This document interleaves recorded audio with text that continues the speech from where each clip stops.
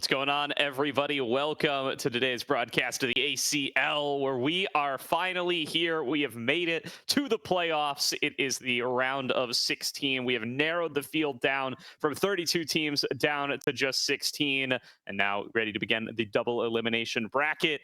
Final portion of the ACL. My name's Gordo. I'm joined by TDS on the cast tonight, and we've got a banger matchup here between Galaxy Gaming and Legacy Esports. Yeah, it's going to be a good one. We will have a pretty competitive match, realistically, when you look at how both of these teams arrived here, but also that you can argue 100% that there's a clear favorite. But it's going to be a fun one, and especially for starting the playoffs, it's going to be a banger. Yeah, absolutely. So let's start off by introducing our teams here tonight. We are going to start on off with, I believe it's going to be Legacy on the blue side, if Yep. what I saw earlier is correct. Yeah, so Legacy going to be on the blue side. I don't know if we have the roster graphics here, but that roster is, assuming that everybody expected to start starts, there we go, is going to be Dragoon, Cross, Command Attack, Fatikan, and then that's Mixture down at support. So this team has had to run a couple of different varietals of their roster throughout this season, but if they're able to run these five, that's what we're hoping for, and hoping the reschedule enables it, and then that's going to make them a pretty competitive matchup for Galaxy. Yeah, it should be a pretty competitive one. I will say though, Galaxy in paper doesn't look like as strong when you consider Legacy on the other side. But Legacy, like you're mentioning, I think a bit less consistent in how their run has been. But if they play with their actual roster, it's bound to be a really strong roster. Particularly their bot lane, I would say it's kind of the point that a lot of people focuses on. Fatikan and Mixture, two of the most promising players potentially, and also two of the players that a lot of people have been watching out for in general. Yeah, it was just worth pointing out, they've only gotten to play with these five once. It was in a 2-0 win against CBA 5 3 weeks ago. So fingers crossed, because they're 100% win rate. But let's check on out who's going to be starting on the red side. It is the higher seed, tier 1, seed 4, Galaxy Gaming. If we can bring up their roster, that is going to be Cozy, Krakadon, Ariandel, Inori B, and Kim Down from top to bottom. And these guys have been on an absolute tear, going in here at 4-1, beating DA Esports in the 4-1 seeding match to be one of the top seeds here in the playoffs.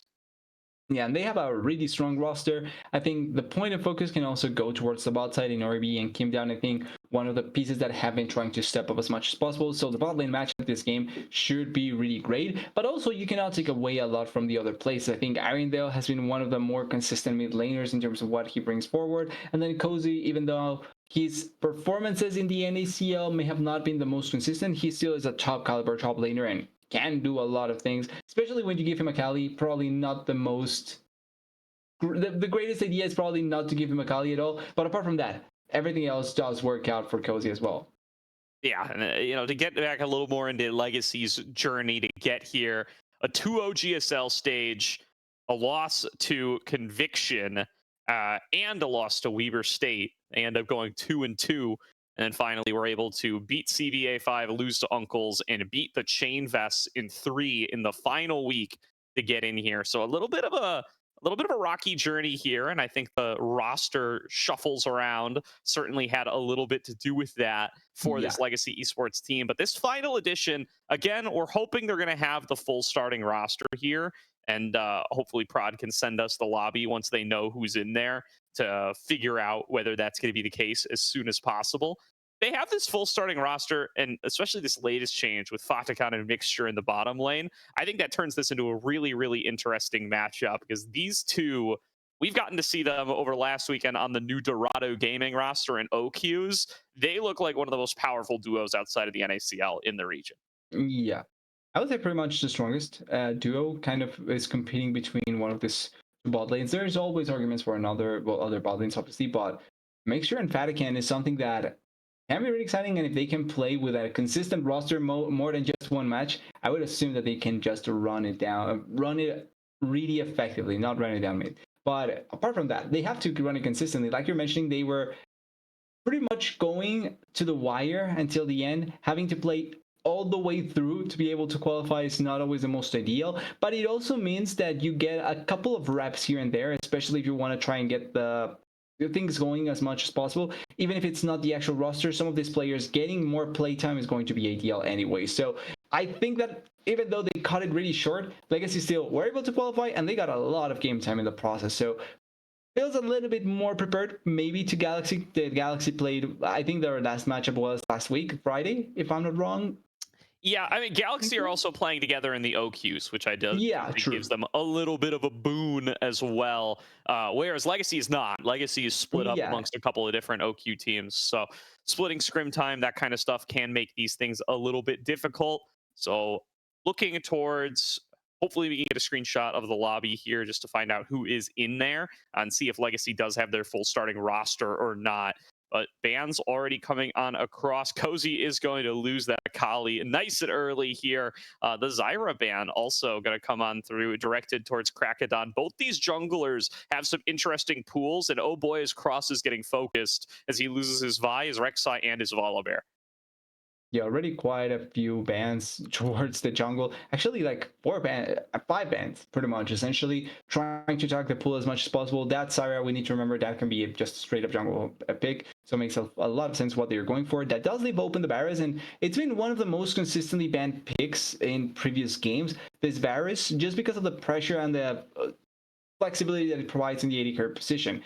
And in terms of junglers that are remaining, you have the Xin Zhaos, you have the potentially Skarners as well, though they have fallen a little bit in priority. But it feels like now Xin Zhao probably rises up a little bit more. As Jhin as an answer to the Barrow is not a bad option, and I can see just an engage support being picked to pair up with this Jhin. Maybe something like the Alistar, or this Pantheon, actually the other choice to the Xin Zhao usually.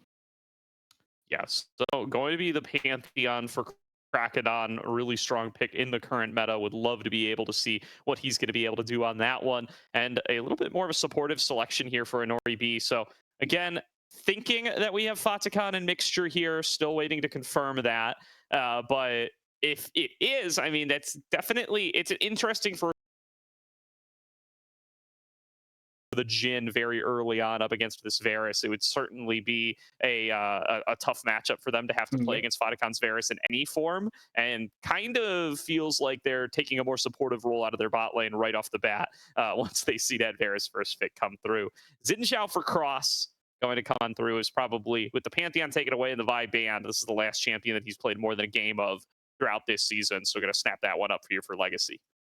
Yeah, it probably is going to become worse the longer the series goes if they continue banning away that many junglers. With the Gwen, not surprising here, although I was thinking this Gwen was going to come in as a pick for Galaxy, because like you were mentioning, the fact that you have the Jhin, a more supportive AD carry, you probably want to have a more aggressive top laner in that sense, and the Gwen was the choice that I would assume you would opt into. Now, as a counter pick for the top lane, there's still a couple of options. Not this one particularly, this is more a mid lane champion, but I'm extremely excited to be able to see the Aesol. Now, what do you pair it up with? And this also means that there's probably not going to be a magical damage top laner at all. It has to be either a tank or a bruiser just to be able to follow up better on the damage. But Aesol, I'm extremely excited to see it.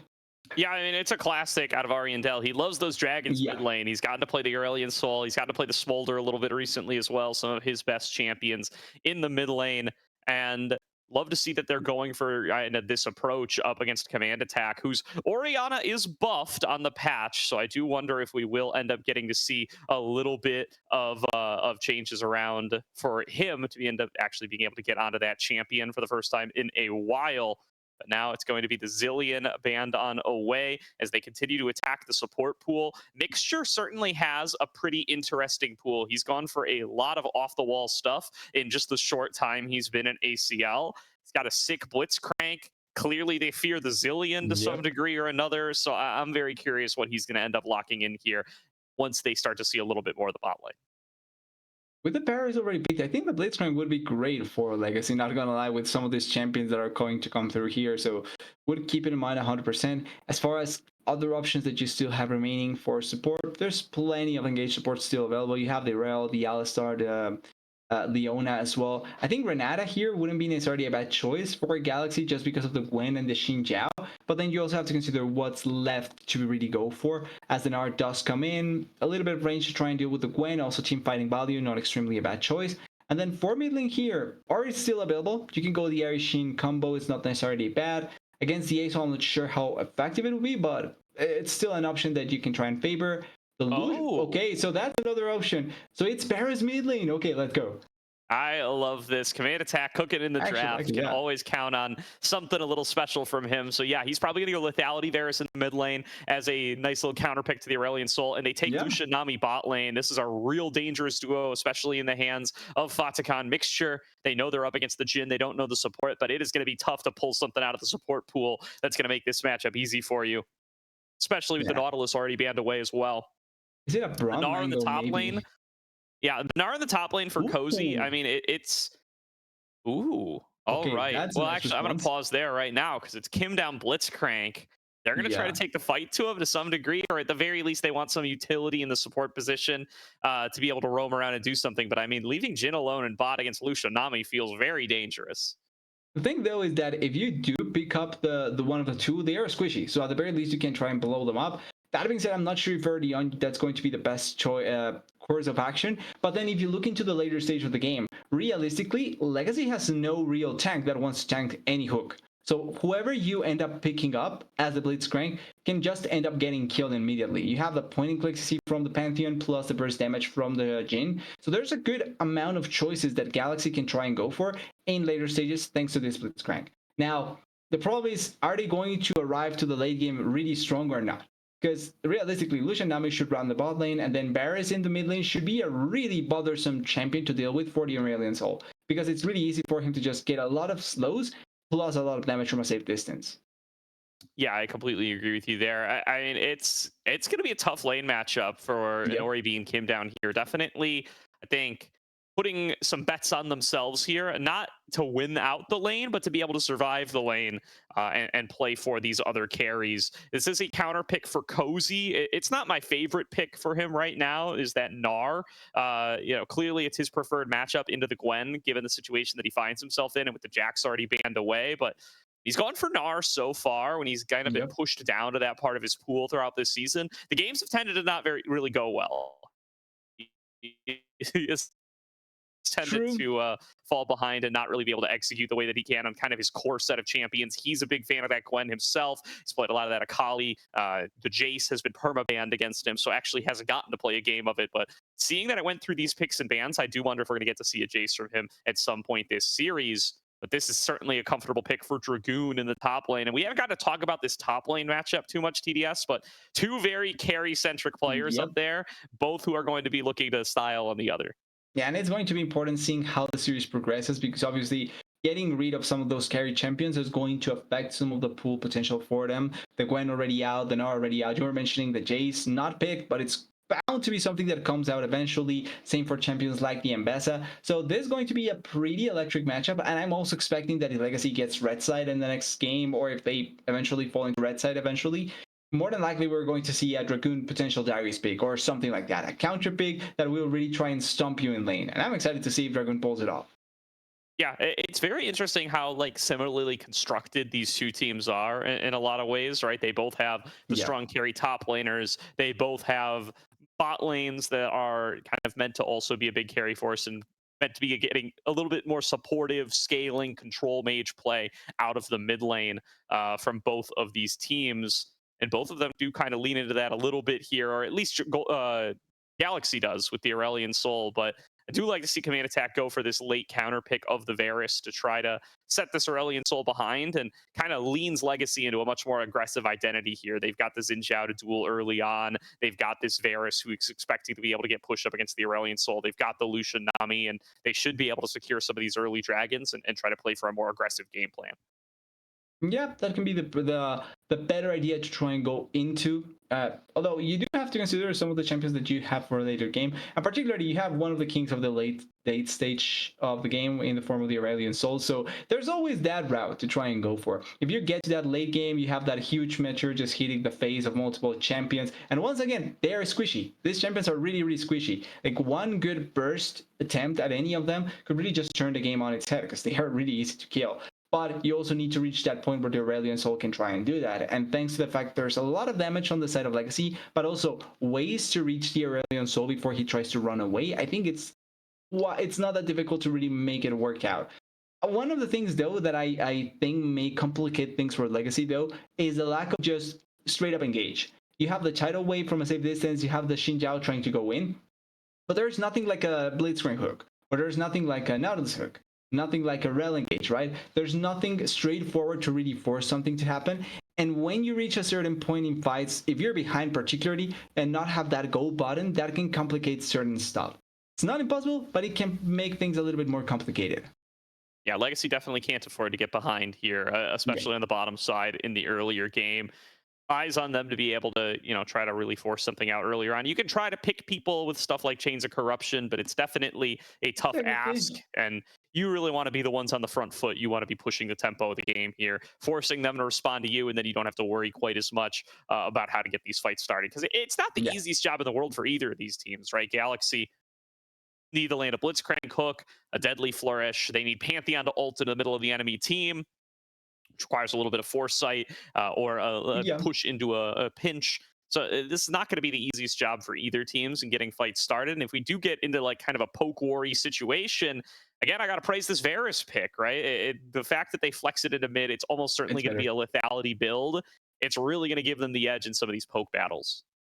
Yeah, it really means the Bears in the mid lane days. I really like the champion when it was able to be picked in the mid lane as as just essentially a poke Bears, and I like the fact that we're finally seeing it getting flex once again, because I think that yes, you can play in the bot lane no problem at all to try and pull off the matchup that we have seen 9,000 times against the Jhin. We kind of know that it's going to be good enough, but you know that Lucian Nami is probably much better against the Jhin. So Barris in this situation, flexing it out, trying to make it work much better is going to be ideal for Legacy. And we also need to consider that for future games, you now delete another AD carry. The pool is now off, has 3 AD carries off, and you're not going to be able to play the Lucian Nami strategy anymore either. So that's also things that I feel like are really valuable when looking into taking away games from the Fearless format. Even though it's not the BO5 yet, it's still good enough. Yeah, definitely. So not expecting any swap arounds here. I don't know if we had head-to-head graphic today, but it's the Varus very likely to be mid. I would be shocked if this is like Varus There is Nami Nami. bot and Lucian mid. That would be a big surprise to me. So I think Yeah, we're pretty confident it's going to be the Varus in the mid lane. We'll find out. I mean, our delay is ticking on down here, so we should be on it to Summoner's Rift before too long.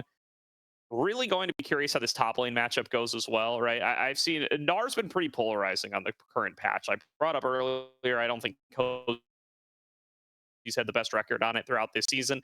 And I've definitely seen really strong Nar games out of a few players, but I've seen quite yeah. a few pretty weak ones as well. And when players start to fall behind on the champion, it feels like it just really struggles. Just something about its current itemization, something about the current matchups that people pick it into. If you're not really getting yourself a significant lead, it does feel like this champion just gets taken out of the game. Yeah, it's a double-edged sword. It feels like you can do everything if you're ahead, and you can do nothing if you're behind. It's a really interesting duality to really go with the champion, and I feel like you have to have two things with this champion: extreme comfort and also really good knowledge about what you're going to try and do. Because like if you play it off of just being a safe pick or a pick that can be blinded, then you're going to suffer in a lot of situations because you're not really expecting to be able to go in general to certain things. But I do think that this Snark can work out in this situation, particularly just to try and deal with the Gwen well enough. It's mainly just how much comfort do you have to really handle it, while the rest of the map will settle itself on how you want to play. Because we did mention that Jhin was going to be a supportive pick. So this means that the Gnar, in a way, has to be a more of an aggressive pick in that sense. But realistically, being a blind, you can also play it just safe enough that it can make the rest of the team have a nicer time, and that way you can carry the fights. For certain, for certain.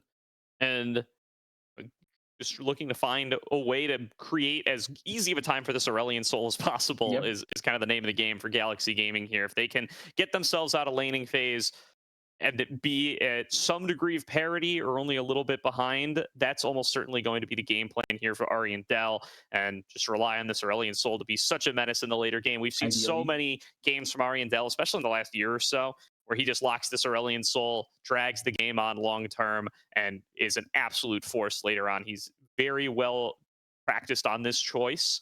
There's a reason they go for it in game number 1, even in Yep. Fearless, and very curious to see how he's going to be able to perform on it here as we are on to Summoner's Rift for game number 1. Legacy Esports taking on Galaxy Gaming. in our first round of the ACL playoffs. I'm expecting to see an aggressive start from Galaxy. They have the Blitzcrank, they have the hook, they have ways to make people cry. So I'm expecting that to come through. Also, just want to mention quickly, maybe it's not Poke Barris, actually. Looking at the rune decision. That's interesting to me. I mean, feels like they don't really need the double DPS marksman in a game setup like this. I mean, but command attack, you know, this is his recipe. I'm not gonna start throwing extra spices and ingredients in there without his permission. So we'll see what he cooks up. He is a very creative drafter. Always has been as a coach over at ISU. Rest in peace. And now on Summoner's Rift, always been one that's been willing to bust out some of those more creative selections. See how he's going to be able to do with it here, if this is going to be DPS Varus in mid lane. Yeah, it's going to be interesting seeing how much power and effectiveness it's going to have here. Also, how frequently he's going to get ganked, because even though I do like the pick a lot, it is an immobile 80 carry. That means that one just good gank from Krakedon after the Aurelion Insult does something or forces something could mean death. Oh. Wow, aggressive. Just step up into that tri-brush here. Maybe came down through a hook while we weren't looking, but feels like there was definitely a risk of getting hooked there, but... Yeah, if I'm honest, I'm expecting the Blitzcrank to just grab your face if you're walking like that. surely he chucked one out and they saw it, has to be. and that gave them the boldness to do it. Or maybe, I don't know, fighting on a mixture. These guys are aggressive laners, and I do really want to see how they play out these bot lanes over the course of this game. I mean, they have been so strong in the open qualifiers on their Dorado team. We watched these guys frankly make fools of bot lanes like Sagewabe and Alcalamity, who are in these playoffs, as well as Nightstar and Pika Pika, who are also in these playoffs and have also had very good runs of it so far this season. So they're getting the push first. They get the level 2 first. That's to be expected in this matchup. Let's see how Anoribi and Kim Down, new duo of old faces, are going to be able to perform together. That sounds gonna be a new duo old faces. I don't know. I think it's neutral at worst. No offense intended. It is, though, quite a bit of trading damage already for both Vatican and the Nami. And yeah, just like we were mentioning, Flash in the mid lane burned down by command attack, but Krakedon also blows his. So maybe in an attempt at trying to invade from the Xinjiao, we may see a little bit of opportunity for Cross to really take advantage of it, as once again, another trading pattern, another positioning from King Down to try and maybe be aggressive with it, but it's not going to turn into match. Yeah, I mean, that's that little stuff from Fatakan that consistently impresses me. The fact that he dashes in to go aggressively onto Anoribi there because there's one minion alive, and he just knows that Kim Down cannot hook him because of the presence of that one minion. So it's the small things that really make a difference, and they are wanting to kill Anoribi. Maybe that. Oh, Cross goes in for the flash play, does not quite find the mark. Dashes on in there, is not going to quite be able to finish off the flash from Anoribi, but really unlucky there. If that connects, it's probably 100% at death. Oh. He's under turret. Cross pulled underneath the turret, nearly taken down. Will be able to get away. Yeah, able to escape at the very end there. Not going to be a death in that position. And Noribi is also coming back, knowing that the Xinjiao was chunked down. The healthiest member is Blitzcrank with a flash still available, so maybe they can try and play around it. But so far, a lot of summoners already burned down from both teams. Particularly to point out, it's going to be those two flashes from the jungles. The flash from Inori, and Inori will be dead here. Here comes Cross, focusing Inori again. No flash available for this guy. Hook under the turret, though. Kim Down. Gonna make it a trade, and we're 1-1 at 4 minutes, 18 seconds. Trade of kills, but you get a kill on Inori. At the very least, I think that's slightly worth. I like the flash by Kim Down, by the way. Really preemptively trying to make it so that he could block the Xinjiao from coming in. This timing was just a slight second off, because if he just goes in immediately, he probably stops the Xinjiao before flashing, or at the very least knocks him up in the process of the flash, and that way he can save the life from Inori maybe. But still, a really nice preemptive play. They do trade 1-for-1, and even though the Lucian still has quite a bit of a minion lead, if you see bot lane, he's going to collect this wave, the Jhin, and that means that it's going to go back to even, or slightly ahead for the Jhin. We'll see how much he's going to be able to clean up there. There's a pickaxe picked up by Fatakan, so compared to the components, should be a pretty solid power spike for him. He was the later one to recall, so going to be on a pretty solid item point. So Nori tries to take a recall himself even then.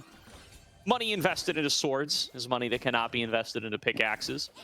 Dragoon thinks he has a moment to chase down here. Kim down, finds a hook onto Mixture. Cross going to be here to fend off Ariandel, and that will keep Mixture alive. Yeah, that means that Mixture not going to have to go back just yet, at the very least not in the gray screen, but they are taking a long time to be able to run away as Ariandel.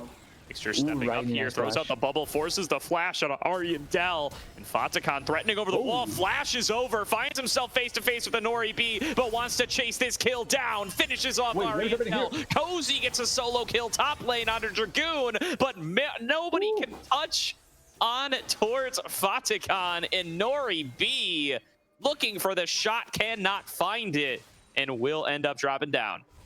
Yeah, Fatakan making it work out much better. Cozy may have won the 1v1 in the top lane, but the 2 for nothing in the bot side is still really, really good for the side of Legacy, and it's 2 kills for Fatakan. Nobody better to get those extra gold values than the AD carry from the side of Legacy, and he's pushing the wave. He's probably going to need to back here really quickly just to be able to collect that extra money that he got, but it's still a really important advantage they are able to get. And maybe we can see a little bit more aggression coming in from this bot lane now that he is even farther ahead. Definitely.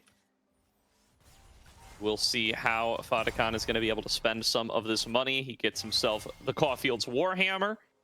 Is truly now set up to be able to try to push her more in this lane.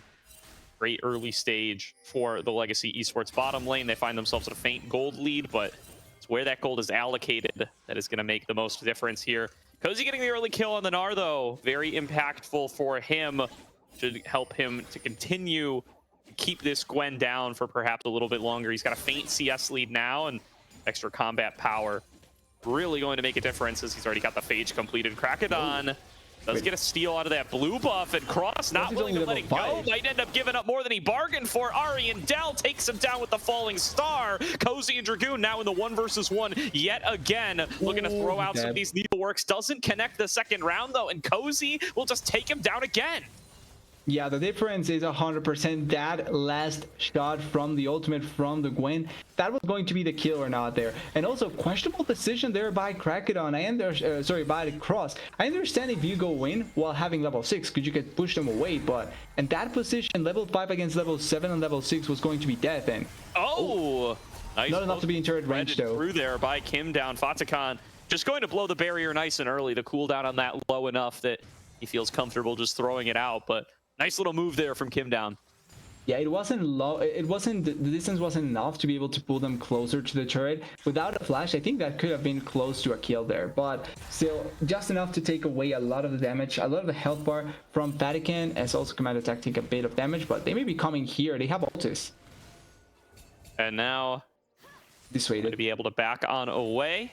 Nobody going to end up pulling the trigger in that bottom lane, but these grubbies are up for grabs, and Cross is working on it, and not quite going to be able to finish him off yet, but it doesn't look like there's going to be any contest. So 3-0 on the Grubs. Legacy on the board first, the objective game. Yeah, overall pretty consistent in the way that they've been able to achieve that.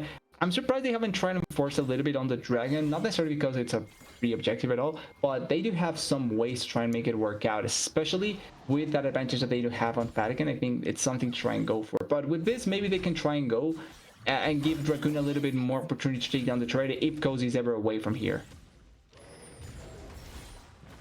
That is something to find out.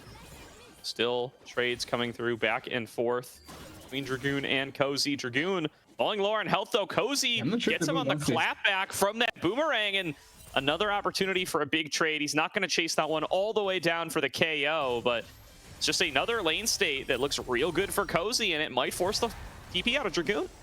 Yeah, every time we see the top lane like just panning over, we see how Cozy is just winning those trades much better, forcing Dragoon into an awful spot, getting the most out of the Mega Gnar bar, but then also playing around the Mini Gnar super effectively. And Dragoon needs to step it up a little bit more, because he's not only falling behind in kills but also in minions. He's really far behind, and he may get collapsed. And actually no, Pantheon went away. They probably are going to try and force something onto the mid or the bot lane.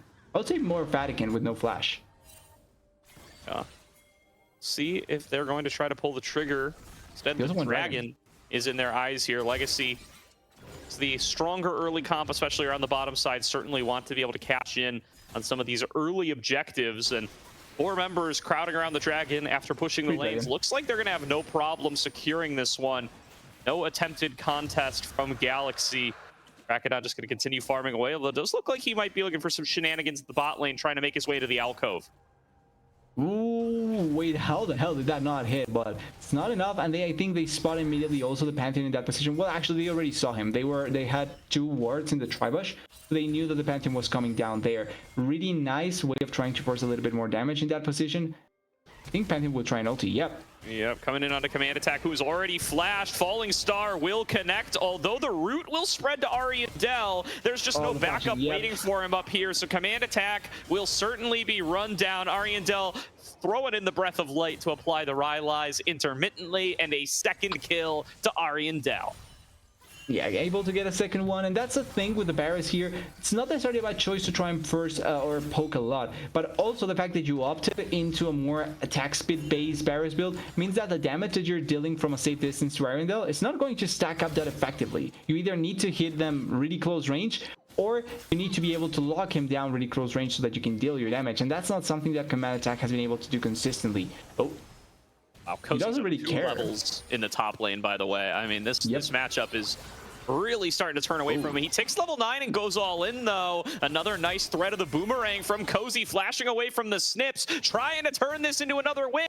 He connects another Q, but Cross is up here to try to punish. Dragoon may have just baited this one out the entire time. The hop has already been used, and it's an easy shutdown for Cross. Yeah, it wasn't enough of a hop, skip, and a jump to be able to escape there, and it's a pretty free kill for Cross at the end. It was threading the needle, though. Dragoon was really close to dying there in that position, but he gets an assist. He gets now to collect all the farm down there on the bot side that was getting pushed onto the Lucian, and they also already traded places with their bot lane, so I'm not sure if they want to force into this story really quickly or just start setting up for that Herald as soon as possible. We'll find out. That is going to be spawning on up here in a little over 2 minutes. They are going to rotate their bot lane up here, though, and it will give Fatakan a little bit of an opportunity to work on these plates, which are still going to be standing for a little over a minute. Getting that trade going in top lane. Meanwhile, Cozy once again finds himself one-on-one with Dragoon, and there is no Cross to get in the way this time. Transforms into Mega to stop the chase down, and Dragoon is forced out of the lane again. This lane's just going from bad to worse for Legacy. Yeah, Dragoon is not having the time of his life at all, and really nice attempt at the hook, but Vatican is just much ready. And I love this. They, even though it's not a kill, they are forcing so much space away from this turret. They are getting the gold as big star. Skies Descend, triple knock up, and they're going to dive in for more, though. Cross just executes Ariandel. Kim down falls in the backup from Crocodile, and Anori B feels like it's here just a little bit too late. Although that's a great execute on a mixture, and it's going to leave Fatakan outnumbered. 2 members fall on each side, and a flash away from Fatakan. The ulti comes out of Crocodile, and he's not going to be able to finish off anything. All in all, though, Legacy, they have 3 members here. Galaxy has 4. They trade 2 for 2, and it's a whole lot of alone time for command attack in the mid lane. Yeah, he's getting a lot of value in the mid lane process. That is also why it ends up going much more in favor of Legacy. If you have the Barris in that position, you probably win that much more effectively. Double AD carry in a position where you have a lot of CC as well from that chains of corruption from the Barris, that probably is much better. But once again, Vatican getting value. He gets the plates, he gets a couple of assists in that situation, and they also force the first initial star from Ariandel. That means that big ultimate is not going to be available for the next time. Doesn't seem like it will be.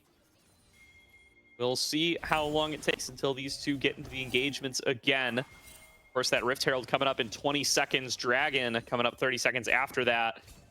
Mixture doing his best to be a living ward, but the risk of a hook from Kim down is significant down here. Yeah, and I think we're panning a lot towards this top side, but every time we pan down, it's just Cozy trading much better and Dragoon losing his health bar slowly but surely. Like, it's never worked out in a different way. Yeah, I mean, it's going to be a long time before it really turns here, especially as Cozy just continues to build out a lead. He's nearly 30 CS up here. Just going to have that item advantage. Dragoon hasn't even completed his first legendary yet, and is certainly not going to be in a position to brawl with Cozy until he gets to that point, even maybe for a little while after, because Cozy will probably be a decent way towards his second by the time that we hit that marker. Rift Herald is up and alive. Nobody feels comfortable starting it up, and now second Dragon going to be on the table as well, so potential for some cross-map trading. As Cozy is once again building up a big health advantage in the bottom lane. Throws out the Gnar and misses it, though, so that's going to be on cooldown. Warren, though, for the first time getting picked up on the side. Yeah, nice trap set here by Command Attack, and he'll be able to finish off Ariantel before Krakodon even gets here. Krakodon going to show up to try to punish, but I mean, this is kind of just a one-on-one. Command Attack barely lost any HP, but he does not think he's going to be able to win that one. Krakodon going to be able to take him down. Point and click CC is just way too strong, Gordo. You just click him once and he's dead, especially after already committing everything to be able to deal with the Aurelion Soul. But a 1-for-1, you also push the wave technically, and you're not going to lose anything elsewhere. I think kind of worth enough for Command Attack in this situation. It is going to be, though, Herald for Dragon on the other side of the map, and now it's going to be depending on what the soul is going to be. It is Mountain falling down, and the soul will be okay, Kamsa. Probably not the best role you could have hoped for. Curtain Call opened up, connects the first shot onto Fatakan. Him down looking around for a hook target. Will settle on Mixture, and an easy kill for Krakodon. It would have been such a free kill for Inori. They just needed to give it. Yep, deciding. Krakodon, he's popping off on the Pantheon. We're going to let him continue on that pathway. Of course, the securing of that dragon did net feats over to Legacy, so something worth noting. They get that little boon. They get access to the third tier boots. Already capitalizing on that is Mixture. Those little bit of extra stats available, and well, going to be a secure on the first turret for Galaxy. Yeah, they get the first one pretty comfortably, even though I think Legacy is going to try and answer back really soon. They have 3 really low turrets. It's kind of funny.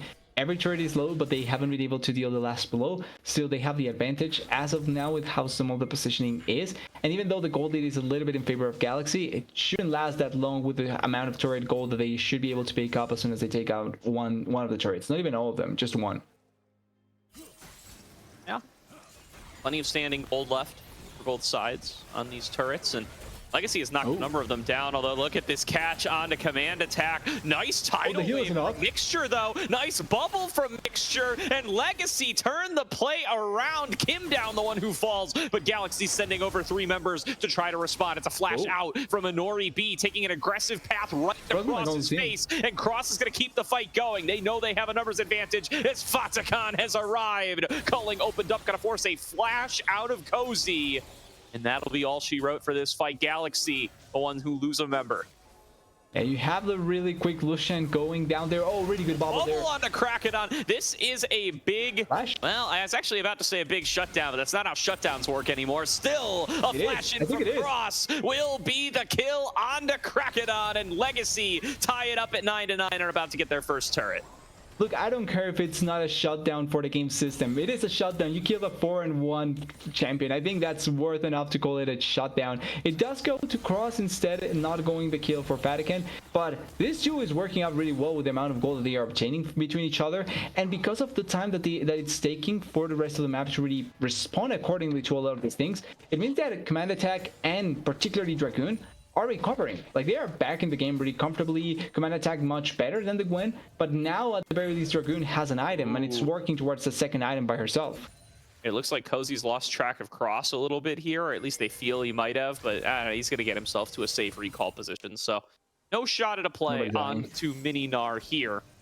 As you called out, though, the global gold from the turret helping out Dragoon a little bit. The fact that they get these dragons helping out a little bit. The feats helping out a little bit, and all in all means that he can kind of farm in the side lane without fear of Dragoon just completely taking him out, or Cozy rather, just completely taking him out, at least for a little bit. Oh, down about 20 CS now, better than the 30 it was earlier on. It's 10 less. You have to take those small victories if you're Dragoon, especially after dying twice to the Gnar. You have to take every little thing you have. They want to force a play here. Fatakan does have flash, but they really want to force something here. Down, looking for the hook, flashes in, does split the uprights, Oh, he's no dead. connection. Ariandel, though, flying in, throws down the falling star, will only connect a stun on a cross. Krakedon now into the middle of the fray. It's a 3-on-3. Cross just looking to keep this fight going. Tanks the fourth shot, heals through Krakedon's damage, and it's 2-for-0 to Legacy. This Otacon could be theirs.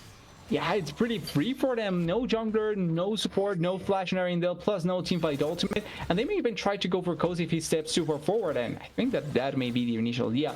But realistically, as soon as the Blitzcrank hook is down, it's really easy for them to go for the counter play in general. They cannot just force the, oh, Cozy may be dead here. Yeah, Dragoon getting some revenge for the earlier game now, and he will successfully do it. Solo kill True Dragoon, Otacon to Legacy, Tower to Legacy. They come up on all fronts with a 3K gold lead. Yeah, the game is becoming a little bit too difficult for Galaxy now with how much pressure Legacy's been able to find, and the fact that they were able to recover Dragoon to a point where he could actually play the game. Yes, he suffered so much in those initial deaths, but when you look at this point of the game, he's essentially in the same level as Cozy. Maybe not in terms of game of champion level, but in terms of gold, in terms of damage, in terms of value to the team, he's pretty much around the same value, and that means that if you're able to just keep the Gwen alive, he's going to do a lot. So they need to be careful here. They're working blindly, and it's not going to turn into anything. Oh, Otacon and an Oribe, a brief one-on-one there as they attempt to defend the turret on Galaxy's side. This Dragon, though, is going to be the prize. Will the fight for some control over the banana brush here opens up with the culling, caught by Kim Down's hook. Fatacon just barely stays alive. And Command Attack is here to clean it up. A double kill to him. The Varus on hit, able to make some plays happen. And they will walk away with 2. That was just the blue buff going on down, and they will successfully get themselves the Dragon. And for the first time, they finally find Fatican on the side. They simply don't have enough damage to be able to kill him at that point. Plus the second AD carry. This is where it comes clutch to have that Varus and Illusion mixed up together. Even if one fails, you have the other to kind of take up the mantle from the one that failed. So at the very least, you're able to play it off really, really effectively. And with that, they may lose top lane turret, but they collect the next dragon. They also get a little bit of a team fight victory. Tier 1 in the mid lane to push even farther into the base of Galaxy. Like small things that may not be that huge at this point, but in the general context of the game, they are going to accumulate. And also kind of funny the build that Command Attack is going a little bit, like you were mentioning, it's attack speed Varus, but it's collectively tankier. Yeah, I mean, going the experimental hex plate, that's meant to be a bruiser item. But I see the value for Varus. I mean, it gives you a bunch of ability haste on your ultimate specifically, and it gives you bonus attack speed and bonus movement speed when you ult. So perhaps leaning into the fact that their main way to get fights started is going to be fishing around with tidal waves and with chains of corruption. Isn't it better than to just play it AP? Like, technically, doesn't that give you more a cooldown? Yeah, but I think he wants to deal damage too, so. True. He split the difference. He's got a Giant's belt too, so he's not done cooking. He's going for something else. Yeah, he's trying to cook in a weird way. In a really, really, really weird way. Listen, but if it works, hey, I cannot say anything at all. I'm not coming in judging. I'm not coming in with any biases, all right? As long as Command Attack continues to execute, he can build whatever wacky items he likes. Kim Down gonna face check a group of Legacy members here, and I don't think he's gonna walk away from it. Easy bubble, easy cleanup. Cross is on a rampage as Dragoon finds himself in 1 versus 2, so it's gonna be a cross map trade here for Galaxy. Krakedon's able to get the kill down, but the fact that there's more numbers for Legacy means they get inner turrets. They get quite a bit of value here, although I will say killing a support for a top laner is always going to be much better if you get the support. Throwing this, actually that's a lot of damage. Whoa. Yeah, I mean, that's Falling Star for you right there.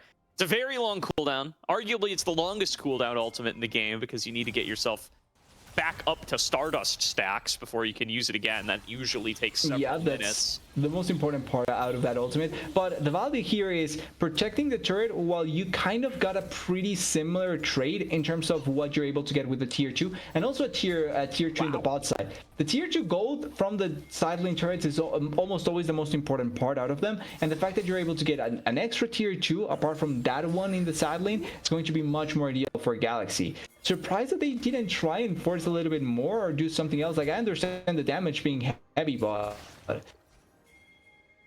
yeah, it makes it seem yeah. like I mean, your in trade is not that hindsight, good.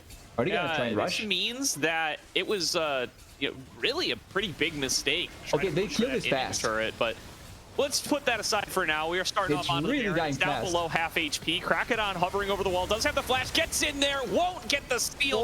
Cross secures the Baron for Legacy, and Fatakan able to pick up the first kill. TP Cozy's into the meaty. mid from Cozy. He's gonna want that one back, as it just ends up being a double for Fatakan, and Legacy continue to run the map. Yeah, well, Vatican healing Cozy at the end there really effectively. They also get the Baron buff, and I love that play because it's typically, since the changes to Baron buff, it kind of made it so that it was obviously going to be much difficult. But Legacy realized that their composition destroys objectives really quickly. They have so much single target damage, plus a lot of one-hit value thanks to command attack's build. So that means that being able to burst objectives was going to be much more effective for them. That being said, it was close.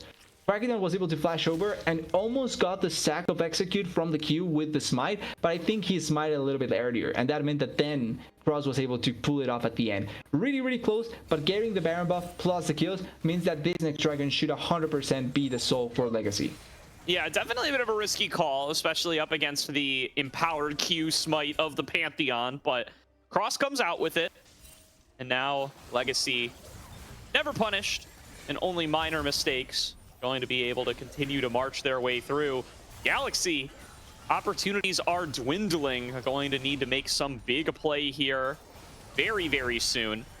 They want to be able to reassert themselves in this game. The Aurelion Soul is certainly powerful, but the clock is ticking. They have lost all 3 inner towers and all the bags of gold attached to them.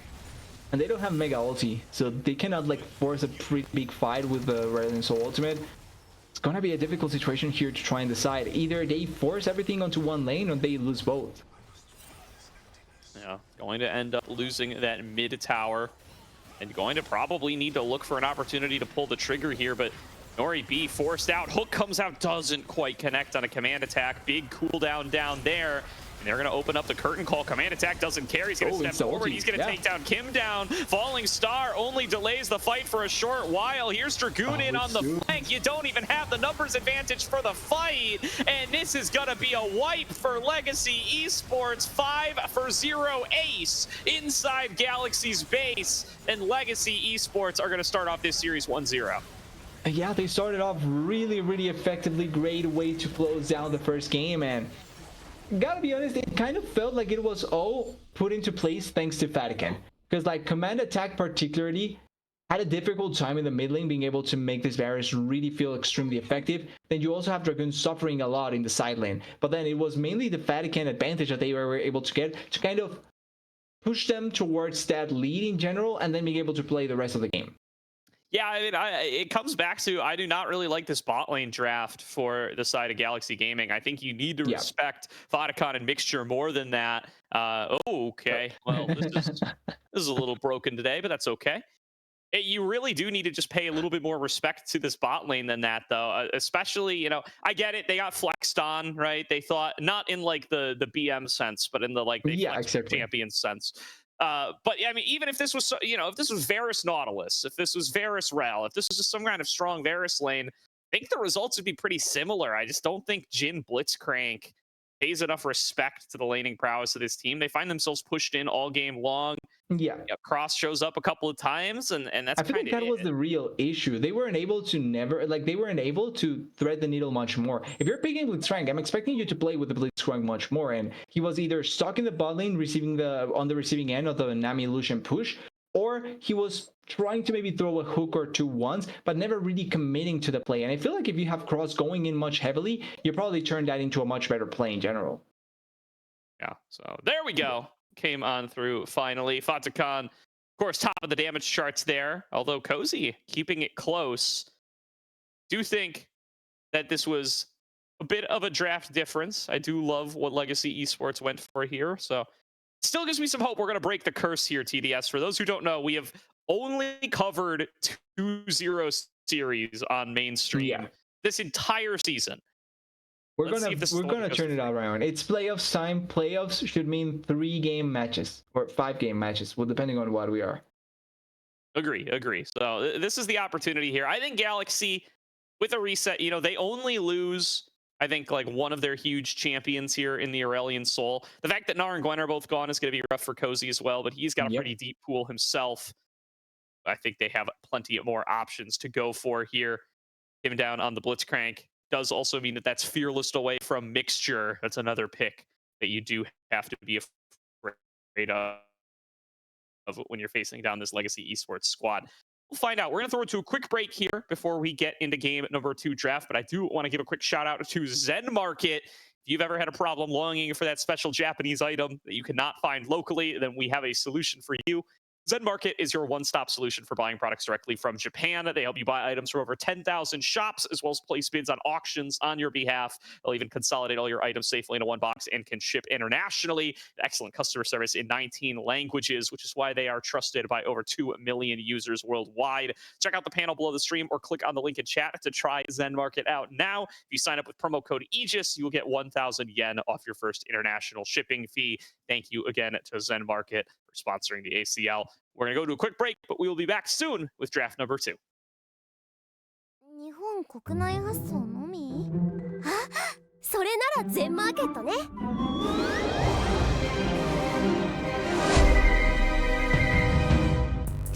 すごい迷宮だ。あの商品はどこに？あそこだ。でもどうすれば？わかった。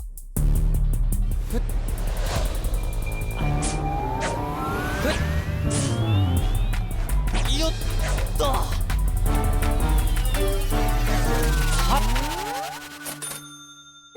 はっ。よし。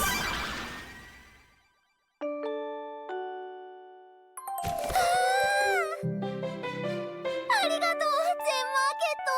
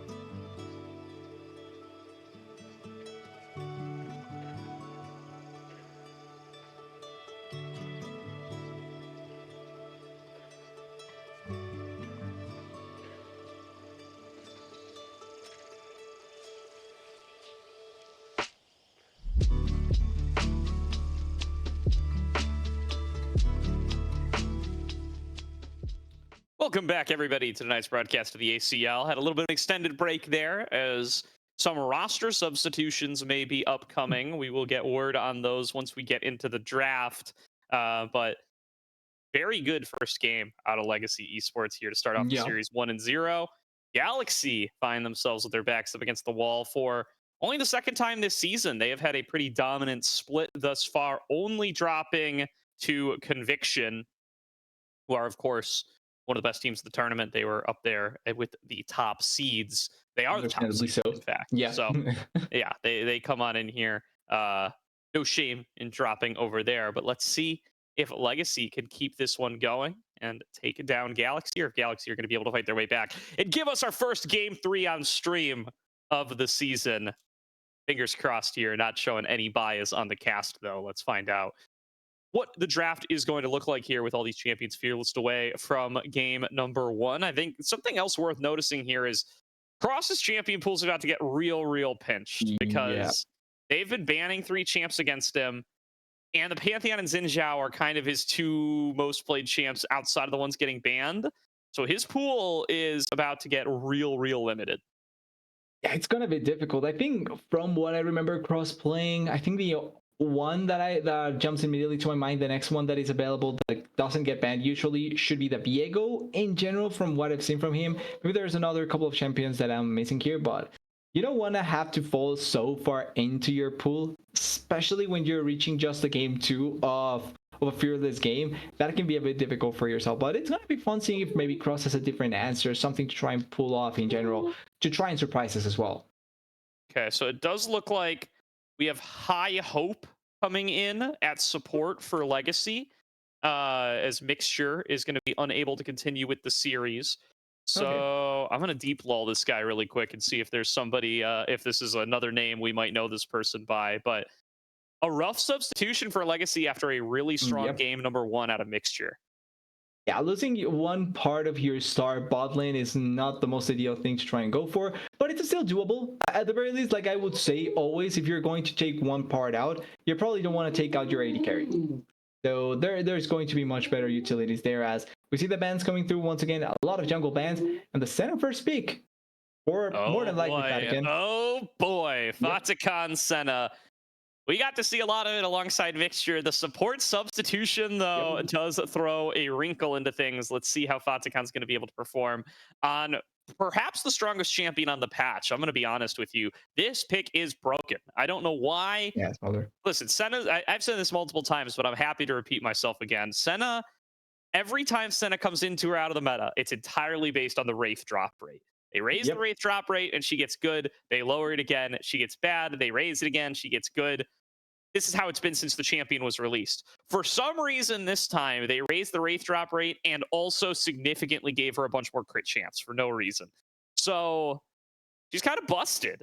Galaxy, getting back to their roots, though, they snap on up some picks that were big for them early in the season. It's going to be a Tristana, likely mid for Ariandel, and the Skarner for Krakodon. Yeah, taking not a bad duo of champions here. Although trying to put the Tristana immediately into the mid lane, I would like for them to wait and flex it out. Obviously, you have that potential always.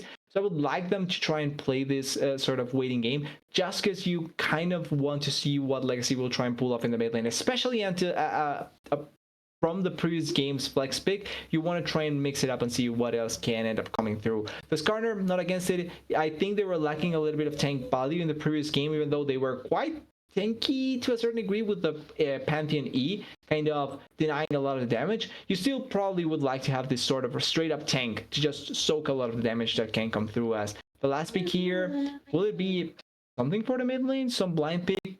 Once again, could be something aggressive like the AP mages, but with a Lily already, Santi, I'm not against it. Straight up tank, comfortable, and you also have a lot of outplay potential.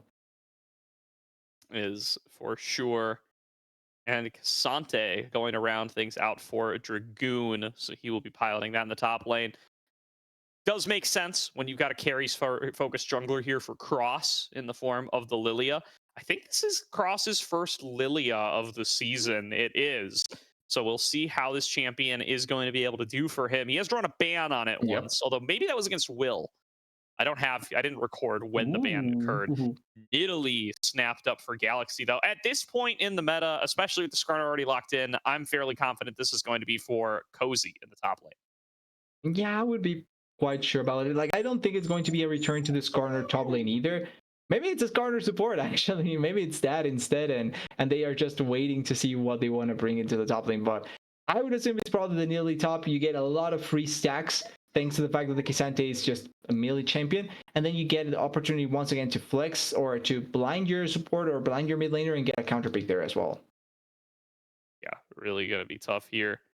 So let's find out what the second round has to hold for us. As we can see the Fearless bands down there at the bottom. The Yone be taken off the board. Zir as well, trying to limit Ariandel's options. So they're not fully sold that this Tristana is going to be going towards the mid lane. I do think it is still an active flex for them. Yep. And find out what else they're going to look to take off the board. Clearly giving some respect over to the command attack pocket Yone here, and the Corki as well. Yeah, I think that Corki makes sense, particularly because there is already a magical damage dealing champion in the form of the Lilia, so taking away those 80 choices is always going to be ideal. Also, you take the fact that the Barris and the Lucian are already out from the previous game, means that there's not much choice to really try and play around with that fact. Also, I'm kind of curious because I actually just noticed the game one picks are on the opposite sides. Are they playing on the same side or are they not? Just to confirm, because I'm not sure there anymore. Yeah, that is a good question. Let's find out. I mean, I would be surprised. So based on lobby, draft... it is Legacy on blue. Okay, it is Legacy on blue. Okay, yeah, it's just on different sides. That's fine. Okay, that at the very least calms down a little bit more. And it is Celia also for Galaxy, so another one for Arendelle to really play around that as the Vigar. I like the champion. I think the last time we saw it probably could have found a bit more success with what it was trying to be played with. But the Vigar here, to block the Skarner, to block the Tristana from jumping in, can be quite good, so I'm not against the champion at all. And the Nautilus, just a straightforward support pick. I think particularly because you're playing with a sub, makes a lot of sense that you're going for a pretty comfortable champion that can be effective almost in any situation and has a point-and-click ultimate.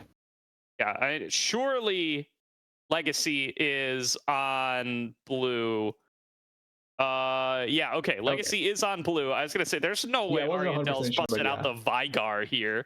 So it does look like it is going to be the Vigar selection here for command attack, and then names up here are going to be correct.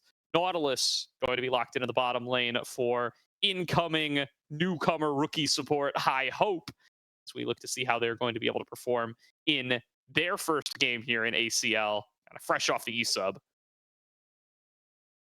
Yeah, going to try and make it so that the E-sub can have an easier time, so I'm not against it at all. As the Leona, also the last pick there, I'm gonna be honest, I hate it. If you're going to save your last pick for Leona, I'm honestly not sure why you're even trying to have the last pick as a support. Like, the Leona is such a straightforward champ that you can just go for it in most situations, unless you're scared that the enemy support will bring out something pretty chaotic.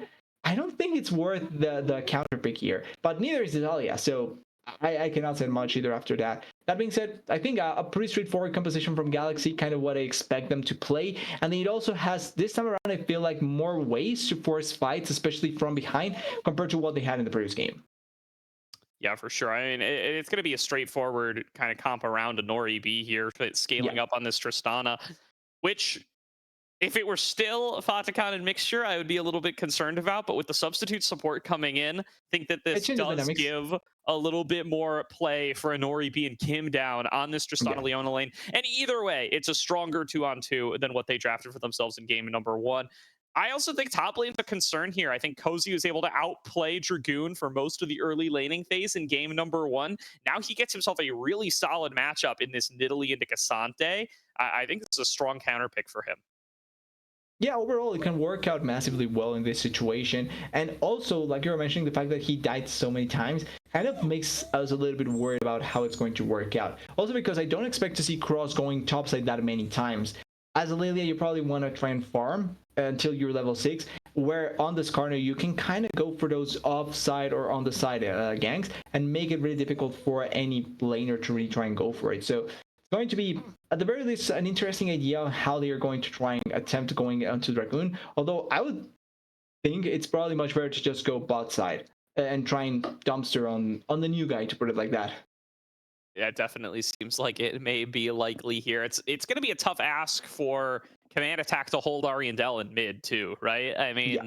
the Vigar is going to get pushed in. He's going to benefit from being pushed in that he gets to just farm up phenomenal evil stacks all game long, but that is going to let Ariandel wander around the map and do whatever he chooses.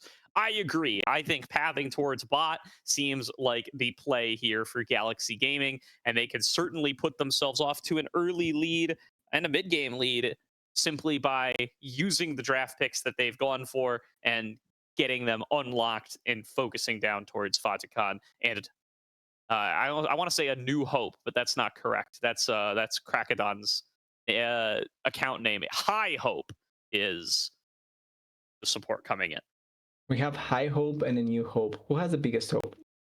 One of them will make it That's work the out. question. A New Hope is out of date, luckily. Krakadon has renamed to just Krakadon. So at least once we're in game, we're not going to have this confusion. So he doesn't have hope anymore, is what I take from that. Maybe. Or the hope's already been achieved, and so he can go back to his regular name.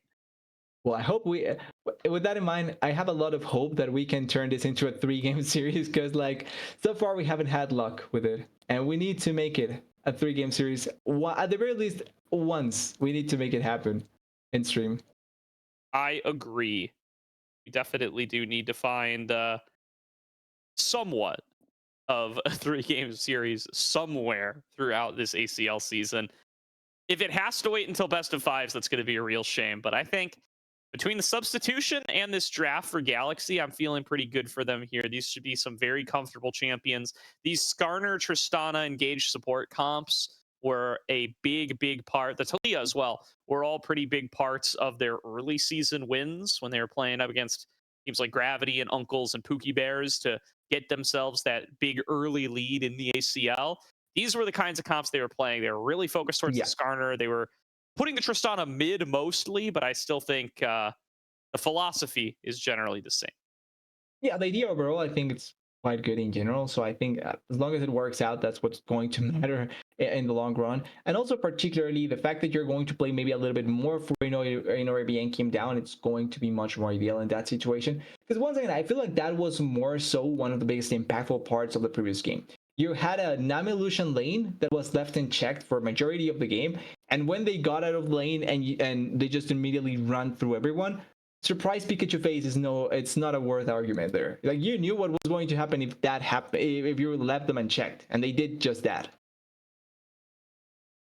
Indeed. Well, waiting on down this spec delay until we'll be able to see how these two comps are going to perform against each other, and excited to see what High Hope is going to look like in their ACL debut. Could very well be the player that leads Legacy Esports to our first major upset in the ACL playoffs and lead to a pretty low playoff seed actually making a stand and moving on up in the upper bracket here. I mean, this is what is the seeding for this? This is the 3rd seed in Galaxy up against the 14th seed in Legacy, so would be quite the substantial upset if they were able to get it on seeding. Yeah, one of the most skewed upsets is the fact that because of seeding of how it worked, technically it is an upset, but then you see the names and it's like, no, this on paper shouldn't be an upset at all. It is though their first game or their like 3rd game together, so like it's not like we've seen them much together to even make that argument. Yeah, on Legacy side. True, but does have a bit of a pause as we get into games, so it will be a couple more moments until we are getting started. I do have some faith in Fatikan to be able to execute here. I think my big fear was that they find a substitute, but it's a marksman substitute, and Fatikan switches to support.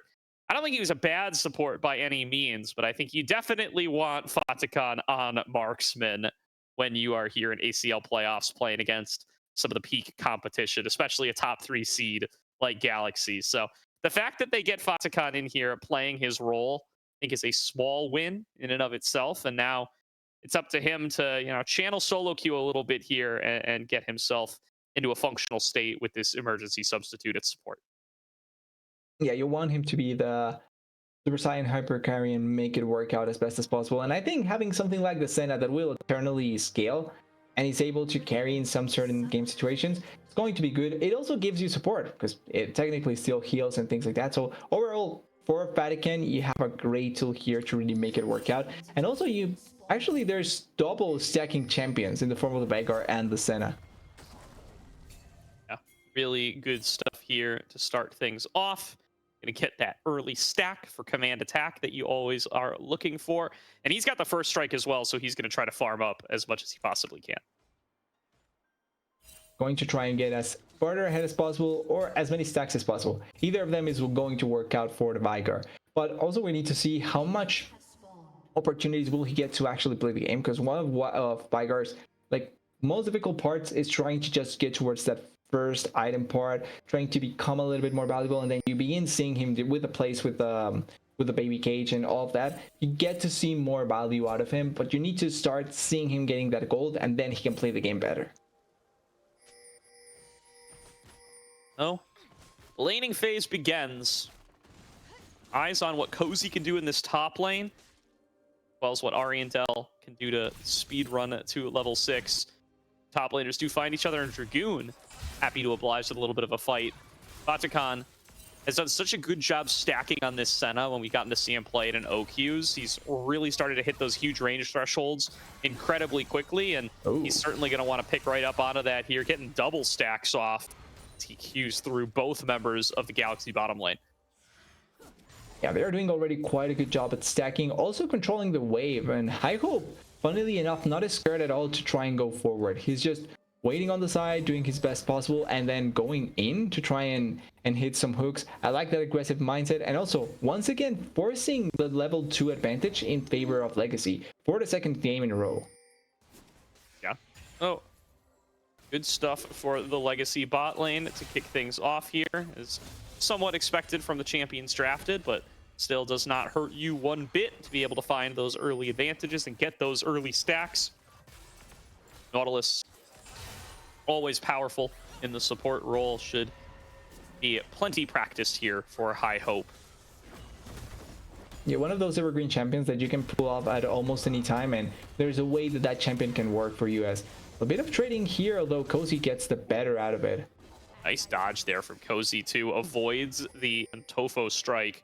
Would have won out on the trade regardless, but turns a small win into a bigger one with that little sidestep there at the end of the trade. And you can already see, and this is a very, very strong matchup that Cozy's gotten for himself here, and he's going to look to push it all the way as Kim Down hits level 3 first, and Nori B in the same boat. They're going to force High Hope back. Burning down to the Ignite, will be forced to retreat, chugging all of their potions, going to finally take level 3 and see if they're willing to rely on Piercing Darkness to sustain them back up, as Cozy's already got a plate up here. Pull back a little bit, but it's not going to be enough. Can't actually trade back, but looking for the execute first blood to Cozy in the top lane one-on-one. Yeah, once again, Dragoon disrespecting in that situation. I thought he was going to at the very least attempt a flash pull back in so that he can try and get the play going, but not even that, and forces the kill. Cozy, really well done, and now they want to go for Vatican. They know that they are in a pretty perfect spot there. Yeah, they're gonna settle for High Hope here. That's who the Zenith Blade connects onto, and he has got nowhere to go. And Nori B on the board, and Vatican left laning here up against 3. Feels safe, has both summoners, but is going to be supportless and is going to have 300 gold thrown into Nori B's pocket. Yeah, for Vatican particularly, it's not the worst news in the world if they if he dies here, it's the worst. I mean, Vatican somehow gets found out way too far there and is now going to have to blow the flash, so things get even worse. Yeah, that is a really bad situation. If only High Hope died with both summoners, okay, that's fine, that's playable. But now in this situation where you're forced into this sort of spot where no flash for Vatican has to insect less. Oh, the minion got in the way. Yeah, Kim Down takes a turret shot, but he has Eclipse up, so he is able to absorb it. They are able to disengage. So go ahead and finish your point, TDS. No, it's just quickly. The minion got in the way of the hook. Really unlucky there. And then with the previous play. Now with no summoners, Vatican is essentially a sitting duck for whatever engage Kim Down wants to go for. Especially because Kim Down still has flash. and then also Krakodon can come in at any time. And this is the problem with playing the Lilia, not because she's a bad champion, but if you're playing a Lilia against any high ganking jungler, you're never going to try and be as active as them. Like, you want to reach your level 6 because that's a really strong power spike. Doesn't mean that you cannot just try and force into a lane, but with no setup, you want to reach level 6, and that opens up space for Krakodon to get there. Certainly does. The dragon up and available. Neither side going for it quite yet. Call from Cross, who is just power farming, as we kind of expected. Krakodon done much of the same, though. He is even in farm, as takes just a little bit longer to finish the clear. Now, it looks like the dragon might be on the menu here, and Oribe and Kim Down did get the wave pushed in. Oribe actually going to take a recall here, though. He's not going to be able to help them work through it. It doesn't seem like a challenge is going to be done by Legacy, though, so will not suffer any consequences for this. They're actually going to rotate Cozy down towards bottom now as Anori B comes to catch the wave up top. Yeah, they want to respond accordingly to the play that right now Legacy is pulling off, but also securing in the process the dragon. So all in all, great choice by Galaxy in that situation. They get the most out of the play realistically because they will get the dragon and they won't lose any plate or anything like that at all. And even though it does work for Dragoon to try and climb back a little bit in CS, it's still extreme advantage for the side of Galaxy. Although, looking at the CS a little bit as well, bot side, Tristana is behind to the Senna, interestingly. Yep. Really nice farming from Fatikon here so far. Does have to catch a pretty sizable wave up top, though, as Anori B arrives, so he's going to bring things pretty close to parity. I do, like you said, I really like this move from Galaxy now. They get to kind of flex their bot lane advantage towards both objectives now. They use the first to take the dragon, knowing there's no contest. They're able to secure it for free. And now they do have that power point up top for the spawn of the grubs as well. I do expect to see them try to contest for this. Although a nice little opportunity to move here from Command Attack as he makes his way up top faster than Ariandel. Yeah, they have the baby cage available, but they also have vision on where the members from Galaxy...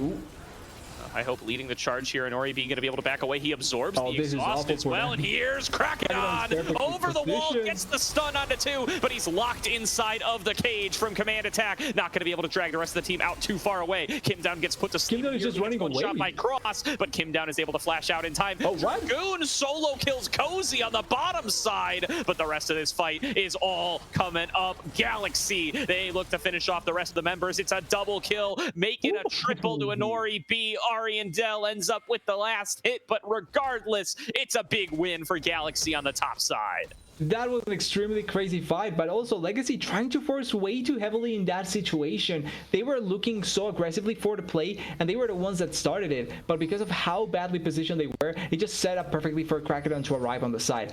It is a 2-4-4, so they did get a couple of kills in their favor, but it really could have been much worse. They could have lost everyone without achieving anything, and then also don't have the advantage that Dragoon, I don't know how, killed Cozy on the side. I'm not even sure how that happened. I'm not sure. I got to assume that Cozy went for some kind of dive and took too many turret shots, or took aggro, got pushed, took more turret shots than he bargained for, and Dragoon was able to turn that into a one-on-one later on. That's the only way that really makes sense, but huge relief for Dragoon here. Turns what should have been like a 500 or 600 gold deficit into only a 100 or 200 gold deficit.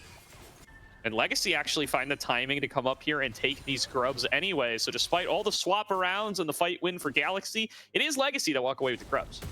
Yep, it worked out for them. Actually able to be useful enough so they can get those grubs and then try and set up later on for another potential objective, but at the very least you get the initial part there. Also, now that there are multiple level 6s all around the map, you have also high hopes level 6 that can be really useful as well. Really like to troll each other. I mean, he did throw the spear backwards. That calls for a couple of emotes. So Cozy makes a little misstep in a lane where he has otherwise been outperforming Dragoon for most of the night. Although Dragoon does equal it up this game, as jumping out of the bushes is Kim Down, and High Hope is out of there. A rampage for Anori B. Is this a bot laner for Galaxy in a fantastic position to carry this game? Yeah, pretty similar impact. The same way that happened the previous game for Fatikon, this time around happening for Kim Down. He's going to have his first item at this point where Fatikon probably is not going to be close. Oh, wow. Has to flash and cleanse. Listen, it's one thing for High Hope to be dying in these 2-on-2s. It is another thing that every time he dies in the 2-on-2, Fadakan has to come up and waste all his summoner spells for no reason. Yeah, I'm not sure why he's walking that far forward. You stop the back for one of the members because that connected. But there's no reason really to try and force like that, as they want to kill Dragoon, but there's ulti. Yeah, Crackedon coming on through the unstoppable, gonna get the stun onto both. He takes Cozy across the wall as an escape route, and now is gonna look to keep the fight going as Cross coming in on the flank. Sting from Crackedon connects, but I don't think they have the burst damage. Cozy is out of mana, so his human abilities may as well not even be here. He shifts back, Dawning Shadow from across the map. Fadakan turns the odds into Legacy's favor, and it's a double kill for Dragoon, but reinforcements have arrived for Legacy. They are still outnumbered though. Command attack finally arrives. Kim Down going to be locked down inside the baby cage, but Anori B returning fire on the other side, trying to get the first execute, will find it, but he might be given up on that play here. Does not want to risk it in the 2 versus 3, does not want to give up that 4-0 scoreline, and it will be a back away from both sides. I'm not sure who came out with more kills in that one. I think it was 2 for 2. So Legacy, I think, gets one more because they kill Kim Down. So it was Cozy, Crackedon, Kim Down for Dragoon, and I think the other one was High Hope. So it was a 3 for 2 technically, but still more kills. Obviously, Dragoon is doing so much damage now. In a really strong spot, 3-1 now on the Cassante after that last play goes in Legacy's favor, and they bring themselves pretty much back up to parity. With Cozy starting to lose control over this top lane, it now really is on the carries. Nori B and Ariandel's got himself a fair bit of gold as well. He's been able to get involved in these fights and has built himself up a solid little CS lead over command attack, as is to be expected in the Veigar lane. True. But Veigar is doing a well enough job. I think this build this time around probably much better than the one we saw before, where not even a completed rod was done at the end. Also, I kind of want to know what stacks at what stacks is the Veigar at this point. We don't know how much he has been doing, but he probably should be around 100 or close to 100. Yep. Let's see if we can get a stack check going on Senna and Veigar sometime in the next couple of seconds. Dragoon still continuing to clear on out this wave, and some counter jungling coming through from Cross. Is better pacing on the Lilia really going to start to shine on through here. I'm not sure we want to take that turret shot there, Dragoon, but like it's working out, I guess. He's going really aggressive for those trades, but he actually could end up dying if he's not careful enough. Really close stuff here. Remember that execute damage is still here for Cozy. Going really close to the edge there. Also, Cross is not close by anymore. He's in his side of his jungle, so that means that there's not a lot of chances for him to actually be there to help. Crackedon is already in position in comparison, so if they want to force, it can work out 100% of the time there. Dragon also should be really close to spawning. Actually, no, I'm blanking. I forgot the timers there. Dragon is not going to be spawning, so there's not a lot to be fighting at this point. Not even the Herald yet to be played for. They need to wait a little bit longer before they can actually go for something here. We do. And attack going to be pushed on back here just a little bit. Ooh, Nori close. successfully clearing things out. Cross going to be able to land that swirl seed onto an Ori B. That makes it dangerous to actually step on in here. Triples the question out of Crackedon, and Cross is nearly one shot, but it was all a bait, and Nori B gets one shot by command attack. The follow-up stun, and the Veigar comes up huge. A double kill is finally going to be put to rest by Ariandel, landing a nice seismic shove to even it out at 2 for 2, but there is the danger of that Veigar, and Cozy might just solo kill Dragoon here. Like it has happened all series long. Yeah, is that just like that? Yep. Pretty comfortably, but the Veigar, the Veigar for me is the important part here, like you were mentioning. Those baby cages have been connecting really effectively here, and even though he died, he's deceptively tanky. He lasted quite a long time there. So if they can get a lot more going, a little bit more opportunities there to play those fights, he's going to be so huge for them in many instances. Absolutely here. So, command attack looking for Cozy here. Just enough. Ooh, but Cozy dodging out on the skills. Fancy footwork. Oh, High Hope is dead. Get out, no problem. Fight breaking out in mid lane now, and Nori B trying to find targets to fire away onto. High Hope is going to drop, but got to watch out as this TP is coming on in, get some good damage on Fatakan, but now has to retreat. His Dragoon has arrived to the fray. Cross was duking it out with Krakodon on the other side, and now both parties will disengage. It's just a free kill to Galaxy. Yeah, pretty easy. They found the kill there from High Hope. Didn't even flash away. Probably could have had a better chance at trying to accomplish it. Inori is on the side, so he's going to be able to escape. And also, Command Attack is waiting on the side, but I don't think they're going to force match. So this could be just a Herald play, especially considering that there's no... Oh, I mean, not a lot of damage, but still good enough. Good enough so far. Galaxy still with a faint gold lead here, working to defend their outer tower. Solar Flare comes out from Kim Down, does not connect. Krakodon coming over the wall. He's gonna find himself locked down. Does throw out that sting, pulls Dragoon underneath the turret, and the frontliner is low.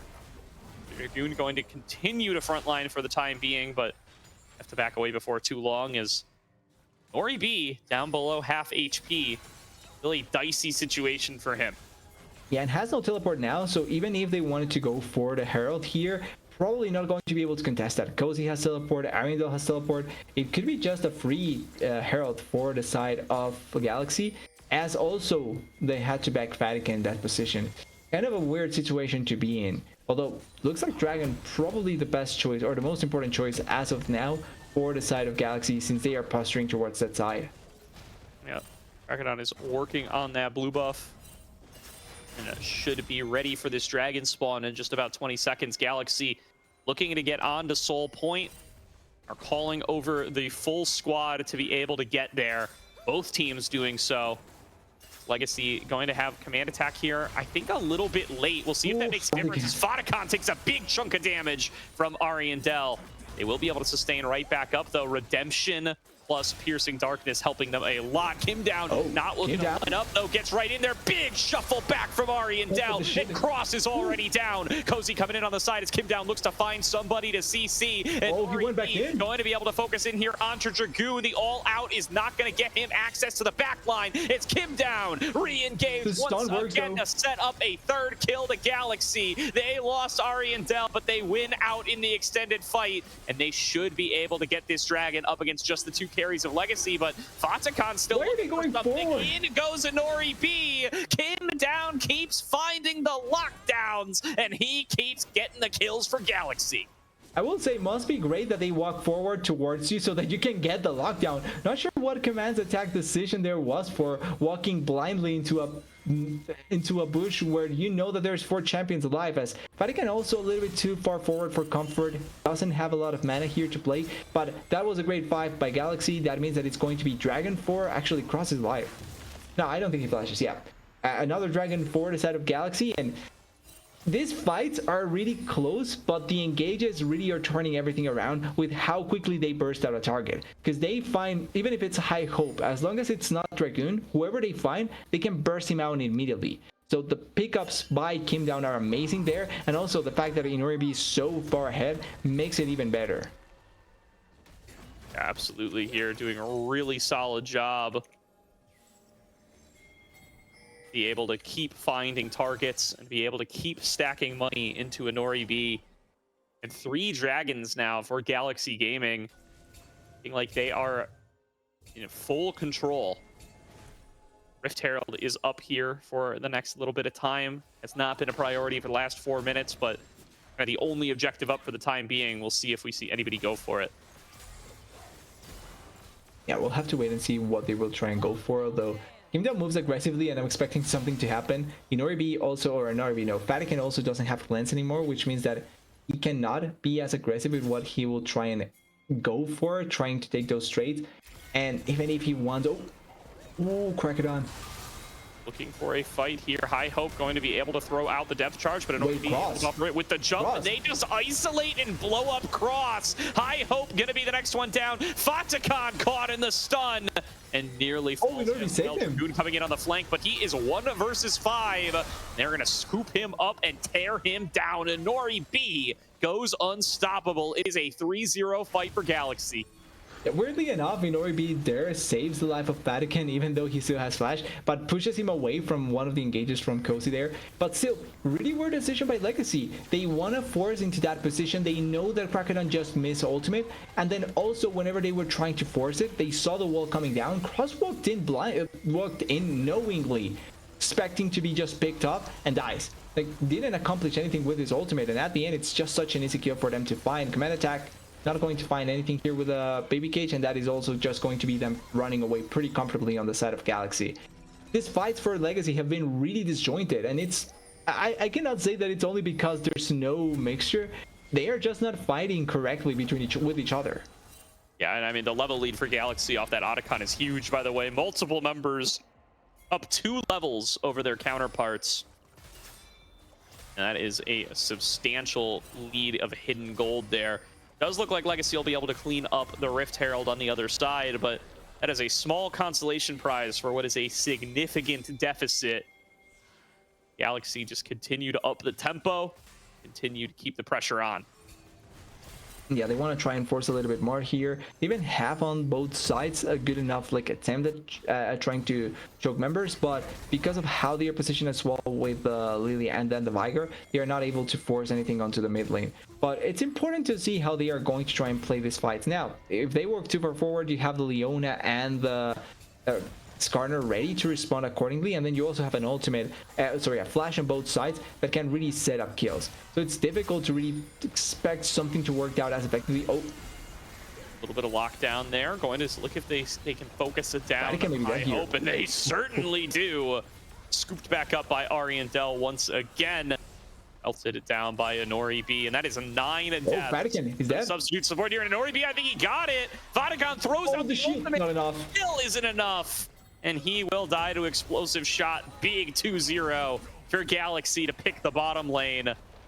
Legacy will get an inner turret in the top lane as compensation, but Galaxy with full control.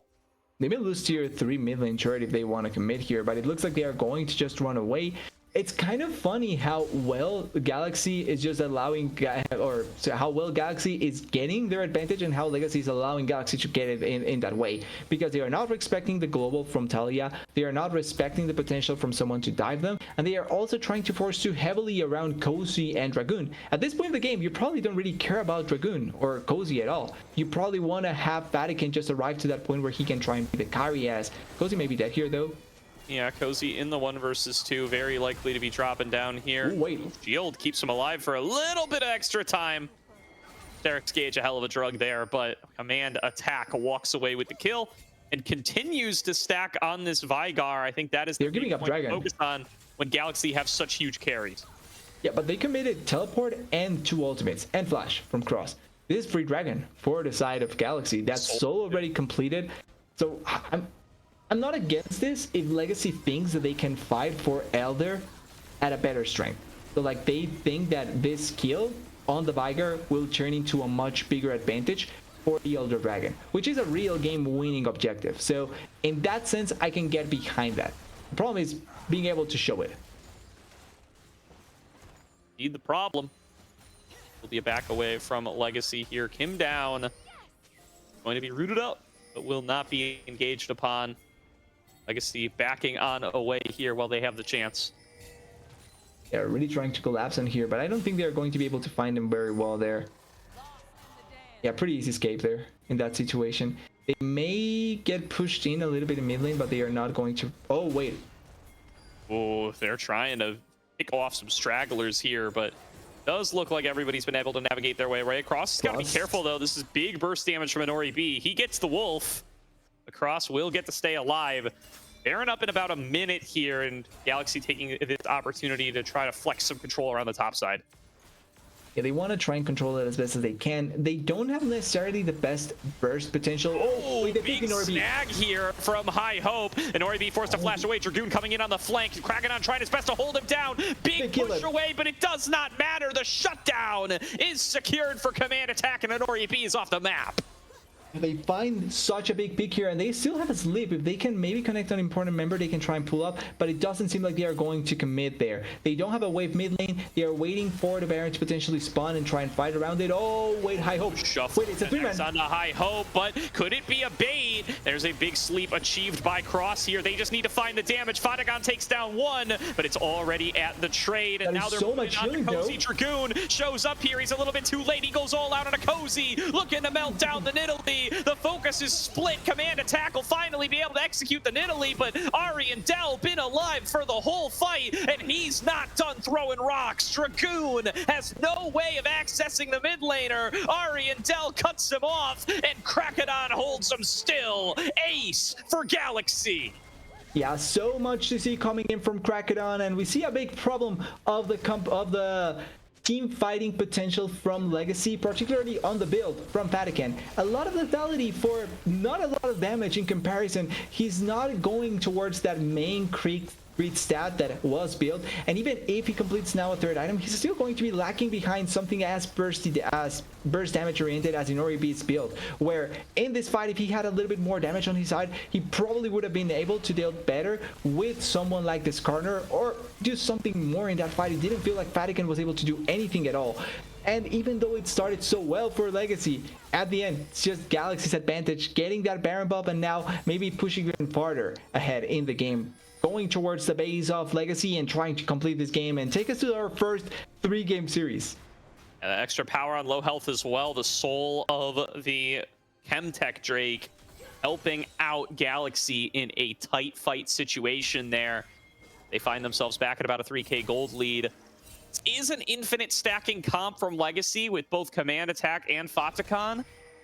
But I just don't know if they're going to have the time to make full use of that here. They were managing to keep things even for a long time, but now it's pre-30 minutes, and Galaxy have got huge win conditions between this Baron buff and the Dragon Soul, and they are looking to get another fight started. They look to continue to accelerate the tempo. They find Command Attack. He's shuffled back in. Redemption keeps him alive, as does Dawning Shadow, but he will drop, unable to ultimate. It's a double sting out of Krakodon.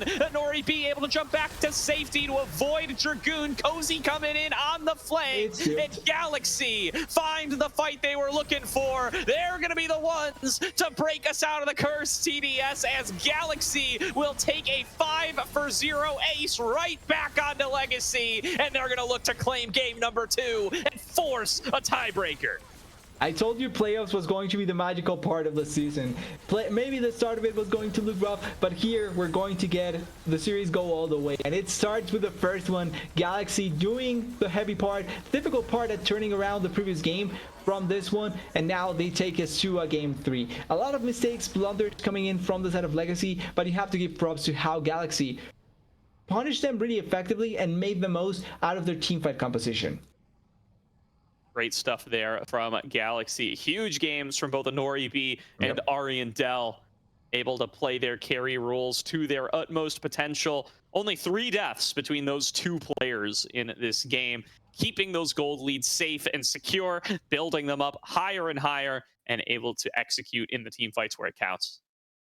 Exactly, and that was the most important part. Win the team fights where it counts the most and make use of your lead, because one important difference compared to the previous game is where Inori was this game, right? He was ahead by 4-0 at like 10 minutes or something like that. He was really far ahead compared to Fatican, and they made the most out of the Tristana. But even when the Tristana was picked off, there was still a chance for them to fight it back, and a lot of that goes to both Krakodon and Arendelle being able to find more opportunities to make use of their champions compared to the Lydia and the Vigar, which I think the Vigar wasn't necessarily a bad pick. It was just badly played around with, in my opinion. I can agree with that. This is going to be a huge amount of damage coming on through from both Arendelle and Nori B. Yep. And now it's back to the drawing board for game number 3. We're getting to really see the impacts of Fearless once you get to this stage. Some of these real meta picks coming on away. Definitely looking a lot more comfortable in this game number 2 are the members of Galaxy, getting back to the compositions that got them here, but now it's not going to be available for them again. So question is, will they be able to construct themselves something that can take game number 3? we'll just have to wait and see what really they can pull off and what they can find up. Particularly Cross, we'll have to look into because that jungle pool is it's going to be tough for Cross. pinched. Yeah, agree. I mean, Cross has been a big focus of this draft, so something to keep an eye on coming into game at number 3. We're going to throw it to a quick break while we get into that draft. Shout out Zen Market once again. Reminder that it's promo code Aegis to get 1,000 yen off your first international shipping fee. Throw it to a quick break here, but we will see you guys very shortly.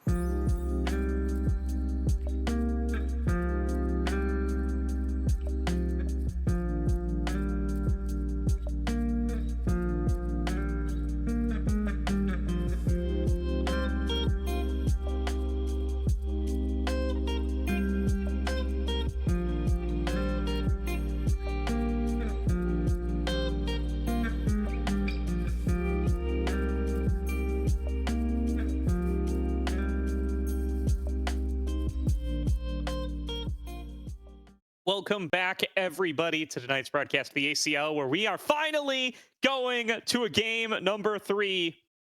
Galaxy Gaming pull it back. They're moving over to the blue side for our third and final game here to determine who is moving on to the winner's side quarters and who is going to be taking an early trip to the lower bracket. We'll just have to wait and see, but at the very least, it took some time, but we're finally on a third game for a BO3, something that we haven't had in quite a while. Kind of funny how long it took for teams to finally put us into this situation. But for Legacy, they need to change certain things. I don't even think it's changing a lot of drafting things. I feel it's more just gameplay wise. They failed in a couple of things, particularly in the second game, so hopefully they can try and turn it around. Where Galaxy, I like this plan more of just leaving Cozy to do whatever he wants and then play for bot side. Giving Oribe and Kim down the attention, put more resources there, and then get the carry to carry you. That's the sort of play that I think Galaxy can benefit the most on, and it worked out marvelously there. Yeah, for sure. So there's going to be a big question about what we get to see, especially from Cross in this game number 3. I think he's been a big focus of the pick and ban strategy from Galaxy so far. I don't expect to see that changing. Going to lose his Vi, he's going to lose his Volibear, he's probably going to lose his Rek'Sai, and the question is, what does he go for at that point? The Pantheon's gone, the Xin Zhao's gone, that Lilia was a new pick last time, and it did not look great for him. Find out if they're going to have a different approach this time around to try to get Cross into a comfortable position from the Legacy side. Yeah, they have to find something that he can play with and that he can be comfortable playing with, because at this point you don't really want to leave anything to chance. You don't want to force a bad pick for your jungler that can really just cement everything. And my expectation is that more than likely they are going to try and play something more comfortable. Also, apparently, just quickly, make sure he's playing game 3, so they are back to their actual roster. I don't even think the problem was their support in the previous game, but it is true that some dynamics may be affected, so maybe just the vibes weren't right for that game, to put it like that. Yeah, going to find out where that priority is going to fall for our second or third draft of the night, rather. So even I'm not used to it. I'm not used to us going the full distance. The first time. We'll wait for them to get started here. Does it look like we should be getting in here before too long? I also want to see, I mean, I'd like to see if they can get Dragoon counterpick now that they're finally on red side, because it's been counterpicks from Cozy so far, and he's consistently been able to find advantages early on, but it has kind of lost them a little bit as the game has gone on. Even that Nidalee pick in game number 2, Dragoon's Cassante started to really come back in that one due to what we presume to be some errors from Cozy, although we haven't gotten to see it super, super closely. Yeah, no, most of the time that we pound down there, or up there, technically speaking, we saw Cozy just winning trade after trade after trade, and Dragoon being below like 50%. That was like the story of the game all along. So I'm not really sure what really happened at that point. We'll just have to wait and see what really can end up shaking up if they do get their picks, or a better counter pick for Dragoon, especially for the first time this series. And also, what sort of counter pick will Dragoon go for? Like, does he go for one of his more staple bruisery champions, or does he have something else on the back that he can pull off here? We'll find out here. I mean, yeah, the pool getting a little bit more pinched. I still, like, Orianna has been just whiffing through picks and bans. Yep. Dude's name's Command Attack. Like, it's, oh, whoa. All right. It's going to be looking to see what we are going to find from Command Attack here. I don't know if that showed up on stream or not, but I don't think it did. No. Okay, well, there we go. That's fine then. And I just look like a fool, but that's okay. I mean, the Command Attack Orianna has been a classic for forever. It's this guy's favorite champion, of course, and it's buffed on the patch. It's in a very, very good position right now with that ability name itself, getting that mana cost reduction, being at a set cost even if you level it up. It's kind of made QMax Orianna back into being a super viable pick again, and I want to see it in this draft. I think both these players should be looking to try to grab it. Yeah, ideally they should try and go for it if they can. Also, try and pair it up with one of the better champions, try and play with it. I was actually thinking Wukong is still available now that I was thinking about the potential junglers. So you can go Wukong Orianna, and that is a good combo. Nocturne is still available as well. We just have to wait and see. But finally, we can get the draft going with jungle once again being the focus. And Mixture is back for game number 3. So Legacy get their support back here for the third and final game of the series. Yeah, they can try and show us that it was actually the support change that really made it as difficult for them as it was. But we'll just have to wait and see. And oh, they ran away the Nocturne. They were expecting what I was thinking about. Potentially an Orianna combo. So taking away this Nocturne just in case preemptively. But is this going to be another jungle ban, or is it going to be the same Akali ban that they have gone for all the time? Since it is cozy on the other side. That's a good question. As you said, the Nocturne ban is a bit of a change up. So what does that leave up? That leaves up the Vi. I think Galaxy want to first pick it. And yeah, with the Azir ban, they're Yeah. certainly going to get the opportunity to do so. This also sets up for a Rumble from Dragoon. I think this is already looking like a very good draft for Galaxy. In general, already having what they want for, and the response here by Legacy has to be pretty good in what they want to try and get, but also in what needs to be a priority to get. With Vi already out, is that options for remaining of the jungle that can be really good and that can be maybe theoretically paired up with a lot of the champions that you want to go for has to be that Wukong. The Kalista was banned away, so giving it to Vatican, I don't think a bad choice here.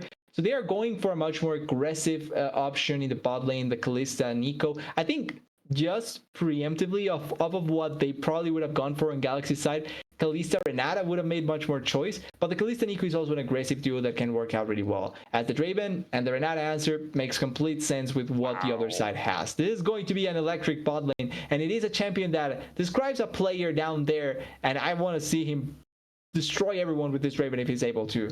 Yeah, I mean, this is the Inori classic, right? When this guy first started breaking out on the scene, it was playing this aggressive stuff like the Kalista, like the Draven, has really made a conscious effort, especially this season since pairing up with Kim down, to play the more traditional bot lanes, to be able to fill those more traditional carry roles. It's done pretty well on those, but you got to believe when the chips are down, this is what this guy would rather be playing. He challenges Fatikan and Mixture to go bar for bar on the Draven Renata lane. Let's see who's going to be able to come out on top. And Legacy snap up the Kindred for Cross. So going for a double marksman composition here with all of his junglers taken off the board. So the double marksman, I also think maybe the Lamb's Respite to try and counter that Renata ultimate could be the plan here in case they have a lot of damage coming in on the side. So they go for the Lamb's Respite to try and survive that. But the Kindred, I'm not 100% sure how much games this cross have on the Kindred though. Probably enough to be able to be so willingly pulling it up. Okay, so at the very least he has the games. Yes, I think that's a good thing never to have. Mind. That was Will. That was Will. My bad. He is not. Okay, now I'm not sure anymore. Yeah. Yes, so Kindred coming in here. I like the Galio ban though. Really nice to have against the Kindred and double AD carries. And also in case you get sent to your face, the Nico, having that follow-up ulti is always going to have great value. And a lot of mid laners gaining mana away now that you know the bot side and the jungle. Yeah, for sure here.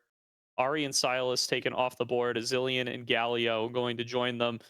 Top of the Fearless bands already established. Looking to see Legacy's got a solo laner to pick here unless they are flexing that Nico around, which I'm not going to completely discount, but I do think Nico Kalista a very strong duo that they're going to likely want to see all the way through, especially with Renata off the board as well. But still banning away that Zillion Galio, taking away some of the powerful supportive options from Command Attack, and he will snap up the Seraphine to support this double marksman composition. Yeah, real support, real supportive support instead of having the Nico that is aggressive can work out there. Now the Mel getting covered and potentially getting picked here, that is a champion that we don't see often, but it's a champion that can work out to try and execute. I think that with the buy though, you can go for the Orianna. You have the point and click Orianna combo with the buy, but instead it's going to be the Mel to close it out. And now as a blind pick here, Cozy does have the Akali available here, but they already have quite a bit of AP damage with the Mel. And then also you can get counterpicked here, which I'm not sure if he wants to just play the Akali in this position. It's going to be the Rumble, it looks like. And it does give finally counterpick for Legacy. Yeah, so the Rumble does come on through. Do love to see that Mel as well for Galaxy. So going to be a really powerful set of abilities to reflect here, particularly the Encore from Seraphine. And Dragoon looking at a Cho'Gath as his response to the Rumble will give a strong front line for this double marksman composition, and that is what they are missing. will have to do his best to sustain up against this Rumble lane, though. And even when given the counter pick, it feels like it's just not Dragoon's night. He doesn't get to play his hard slam lane counters. He has got to fill a role on this team. He will do so with this Cho'Gath. It kind of feels like that, but I do like the Cho'Gath here. When you think about it, the silence in close to your face, the knock-up that can be done to all of these champions essentially, and it's really, really bothersome to try and deal with in a lot of situations. And then the Devour, the fact that you can just completely melt the health bar of any member on the side of Galaxy if they are coming too close to you, which they technically will need to be able to deal a lot of damage. It's going to be really ideal for Legacy. The stacks are also going to be great here because technically stacking some of the objectives is going to be easier now with the amount of objectives that there are. And then also, I don't think that he's going to be pretty bothered in the side lane. The Rumble may be a little bit bothersome, but the Mel, I don't think it's going to pose much of a problem. So in general, it can just be really easy for him to begin stacking up to the later stages of the game. Yeah, I mean, I think the big play that we got to keep an eye on here this game is going to be if Ariandel is going to be able to reflect the Encore, right? I mean, that is such a huge impactful ability, and it becomes so difficult to use when you're up against the Mel. That's the thing about this champion, is it's so polarizing based on what abilities you are facing down. That's kind of the only thing that's worth reflecting, right? Occasionally, you know, a Callisto auto attack, a Kindred auto attack, maybe a Tangle Barbs out of Nico, but these are not going to be the big impactful abilities. It's all coming down to that Encore, which in a way makes things easier for a Galaxy, right? As long as they just hold the button. Either you get hit or I get hit. Yeah, that's the don't push the button, and you can never get encored. Honestly, it does so much to hose this pick from Command Attack. I think that's the pick of the draft here, and we'll see how much Galaxy can make use of it. But feels really rough to be playing the Seraphine in this kind of situation. It kind of is, and you're going to get a lot deflected if you're not careful enough there. I don't remember very well some things about the Mel because I particularly don't see it that much, but she cannot reflect knockups, right? So the Cho'Gath knockup on the She can reflect anything, but it has to be a projectile, so like Rupture wouldn't count. So yeah, that because so Rupture, it's like anything a Yasuo wall would block, she can reflect. Okay, perfect. So Nico Ultimate and Cho'Gath Ultimate cannot be reflected. Can she reflect Kalista Ultimate? It is considered a projectile, right? I don't think it is. I think it's considered a dash.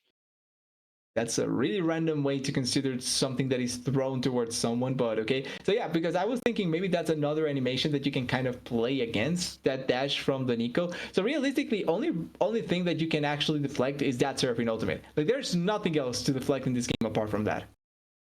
Yeah, agree with that. So yeah, like you said, I mean, it's maybe a random Tangle Barbs sometimes, but honestly, that's going to feel wasteful. It should be the Encore. You're saving that for Encore. All right, it's just the ability, your trading abilities. You're just saying I have no W button and Command Attack has no ultimate, and I'm happy with that trade. And we're going to do that. Imagine the button is grayed out, and it only activates whenever the Anchor is on the screen. That's the only time you can press that button. The rest of the game, it's grayed out. Yeah, well, and it's on Command Attack now to be creative and figure out how to use it, right? Throw it in directions that the Mel isn't. I think probably going to be very high on that, or at least get it on melees in front of you, right? Get the Vi and the Rumble, and then even if Mel reflects it, and then you have to flash out of the way, just be like, hey, I charmed two people. It's better than nothing. Everyone gets charmed instead. I mean, throwing it where the Mel isn't is going to be the big skill testing here for Command Attack, and having the discipline to not throw it at Mel, no matter how juicy that ultimate angle looks. Don't test Ariandel on this. He will reflect it every time.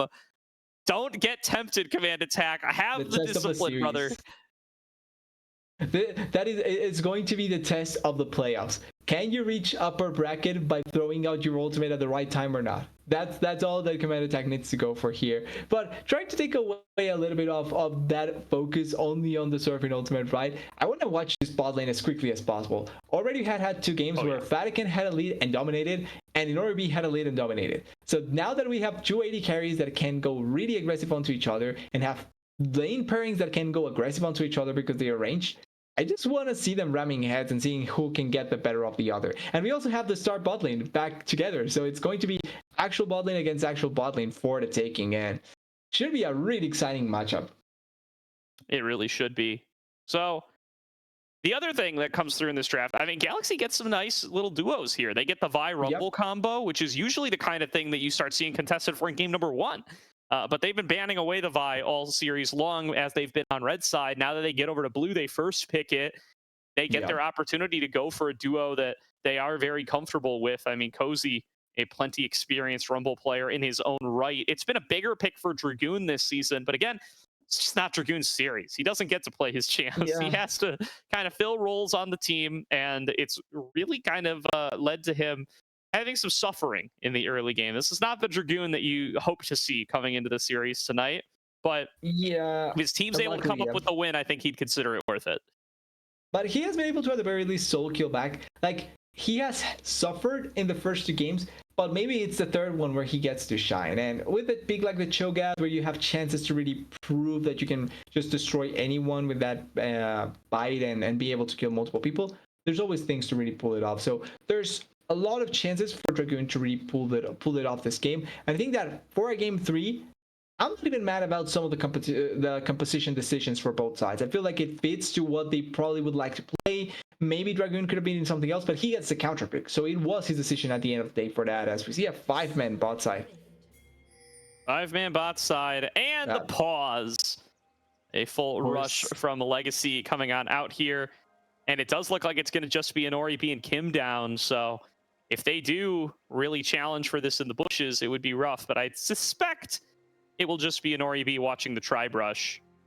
But maybe an attempted ward from Kim down that could be punished if he's trying to scout out in a day just like this. Want to bet on who on if they die on this first push or not? It's 5 men. I think they will not. It's only like one. Actually, no. Nico and Seraphine CC is there. I think Renata will die. Perhaps. I go for it. I was thinking Renata dies. Yeah, I don't know. I think Kim Down's too big brain for this. I don't think he's gonna wander up here. I think he knows the risks. Do you think he knows that there's 5 members here? No, but I think he knows that there could be. And I think that alone will let him avoid going down here. Hey, if it works, it works, and that's the most important part there for them to try and pull it off. And if not, it's not like they lose anything either, because it's going to go back to them just going back to the lanes and playing the game as normally as possible, as far as they can, obviously. Yeah. Oh, keeping our eyes on when we will be back on in here, but happy to have Mixture back for game number 2, game number 3. Missed out on game number 2 there. Sounds like he had an exam. Hope that went well. Hope that he didn't rush through it too much to get back for game number 3. That would, listen, ACL's important, but it's a double elim bracket, brother. You can make sure to do your exam correctly. But we have to sell it. We have to sell it right. This is more important than your collegiate, than your exams and anything like that. This actually defines your future for the next 3 weeks. After that, probably college is better. But for the next 3 weeks, this defines your future. So you better take it seriously. That's how we have to sell it now. From now on, especially if we go higher and higher, we need to sell it better. Well, prize pool's not too shabby, all right, and it does pay out through 6th place, so definitely a finish that both of these teams can contend for, and that will be a lot easier to contend for if you don't lose round 1. Losing round 1, not gonna eliminate you, of course, but the odds of reaching deep runs, they go lower and lower every time you do. Look, so. You have a better chance of paying your debt if you get higher and higher in our tournament. So you better take it seriously.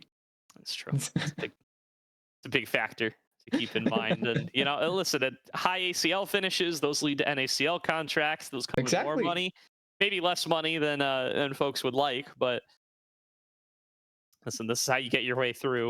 This is how you get your way through school. All right, is high level competitive League of Legends. Maybe you get noticed by someone like Maryville. That's where it really matters. That's when you know you made it in collegiate, for example. That's true. I mean, some of these guys, especially on the legacy side, right? A lot of ISU veterans over on this team made good use of that while it was around, but now maybe going to be a little LFT for Fatakon Cross and Command Attack now. We will find out. Galaxy Gaming had some Kim Down, was a longtime CLOL player as well. I think Inori B maybe on that path as well. I believe he finished high school not too long ago, maybe 1 or 2 years ago. So we'll see. Lots of Everyone has a opportunity chance there. around. Actually, wait, Inoribi's in collegiate now. I thought he's playing somewhere. He has played. I think he played for one team. I don't want to say anything because I don't want to be mean to any collegiate team or anything like that. But at the same time, I'm not even from NA, so it doesn't really matter. Like one random team over there.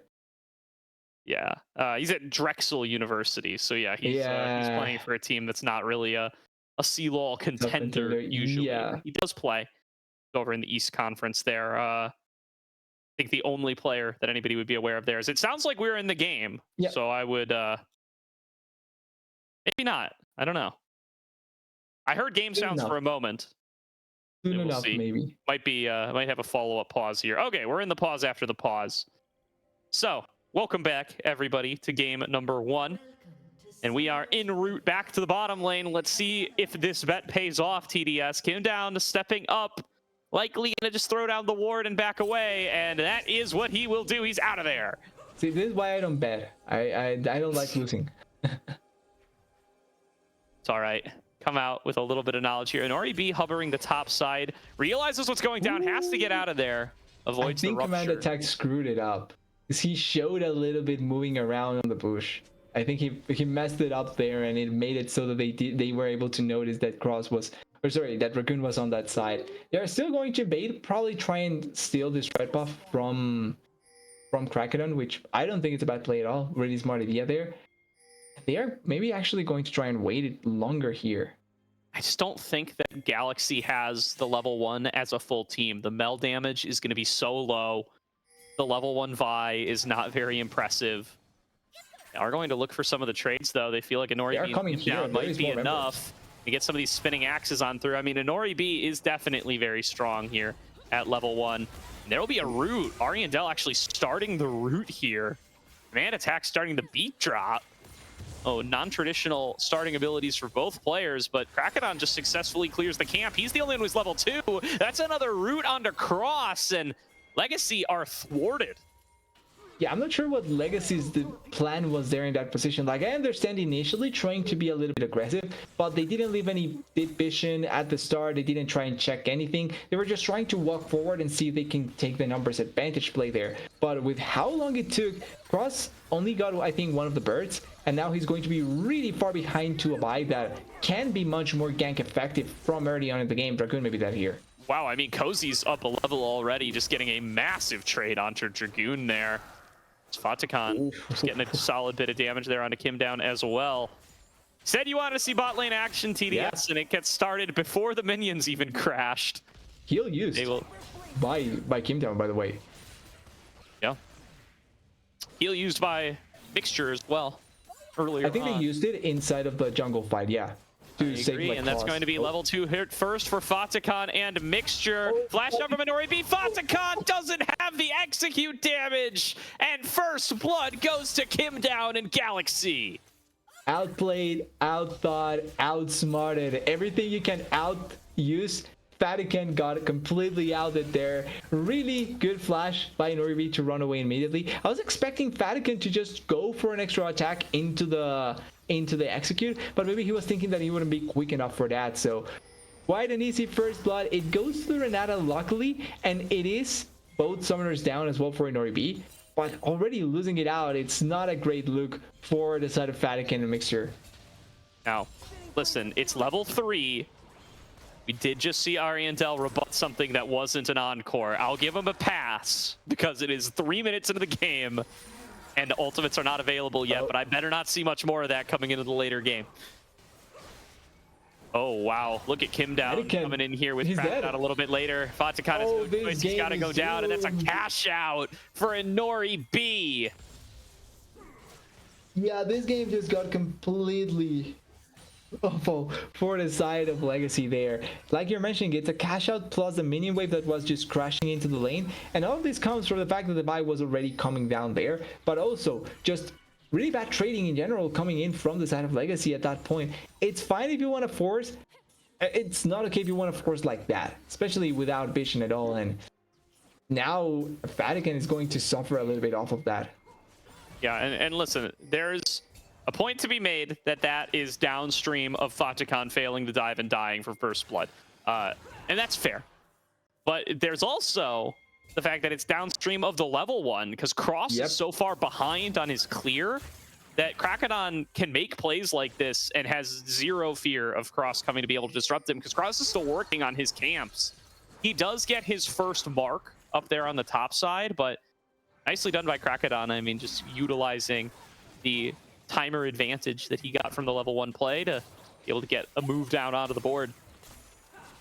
Yeah, at the very least, you get a trade, a little bit of a trade here onto Norby, although he has lifesteal now, so he's going to be able to go back up in health pretty comfortably. And they also have the buy here nearby. They want to pull up a play now while they still have Fatakan's flash down, and they can try and make something go much better for them. This is a difficult situation for Legacy here, because if they just misplayed it or if they go too far forward, they're going to not only pay dearly here, but they are going to lose even more than they did already. Definitely. Now, going to be a nice another reflect from Ariandel. The timer on those being appropriate is quickly running out, as they will be level 6 here before too long.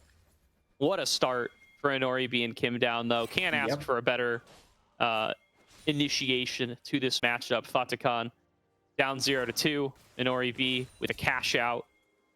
Already rocking that Vamp Scepter up against just a dagger. It's a significant lead for him, although Cross and Command Attack are making their way down, and it doesn't seem like they're aware. This Ariandel is missing pinging, but they do not respect it. 4 versus 2 in the bottom lane. Legacy about to get Fatakan on the board.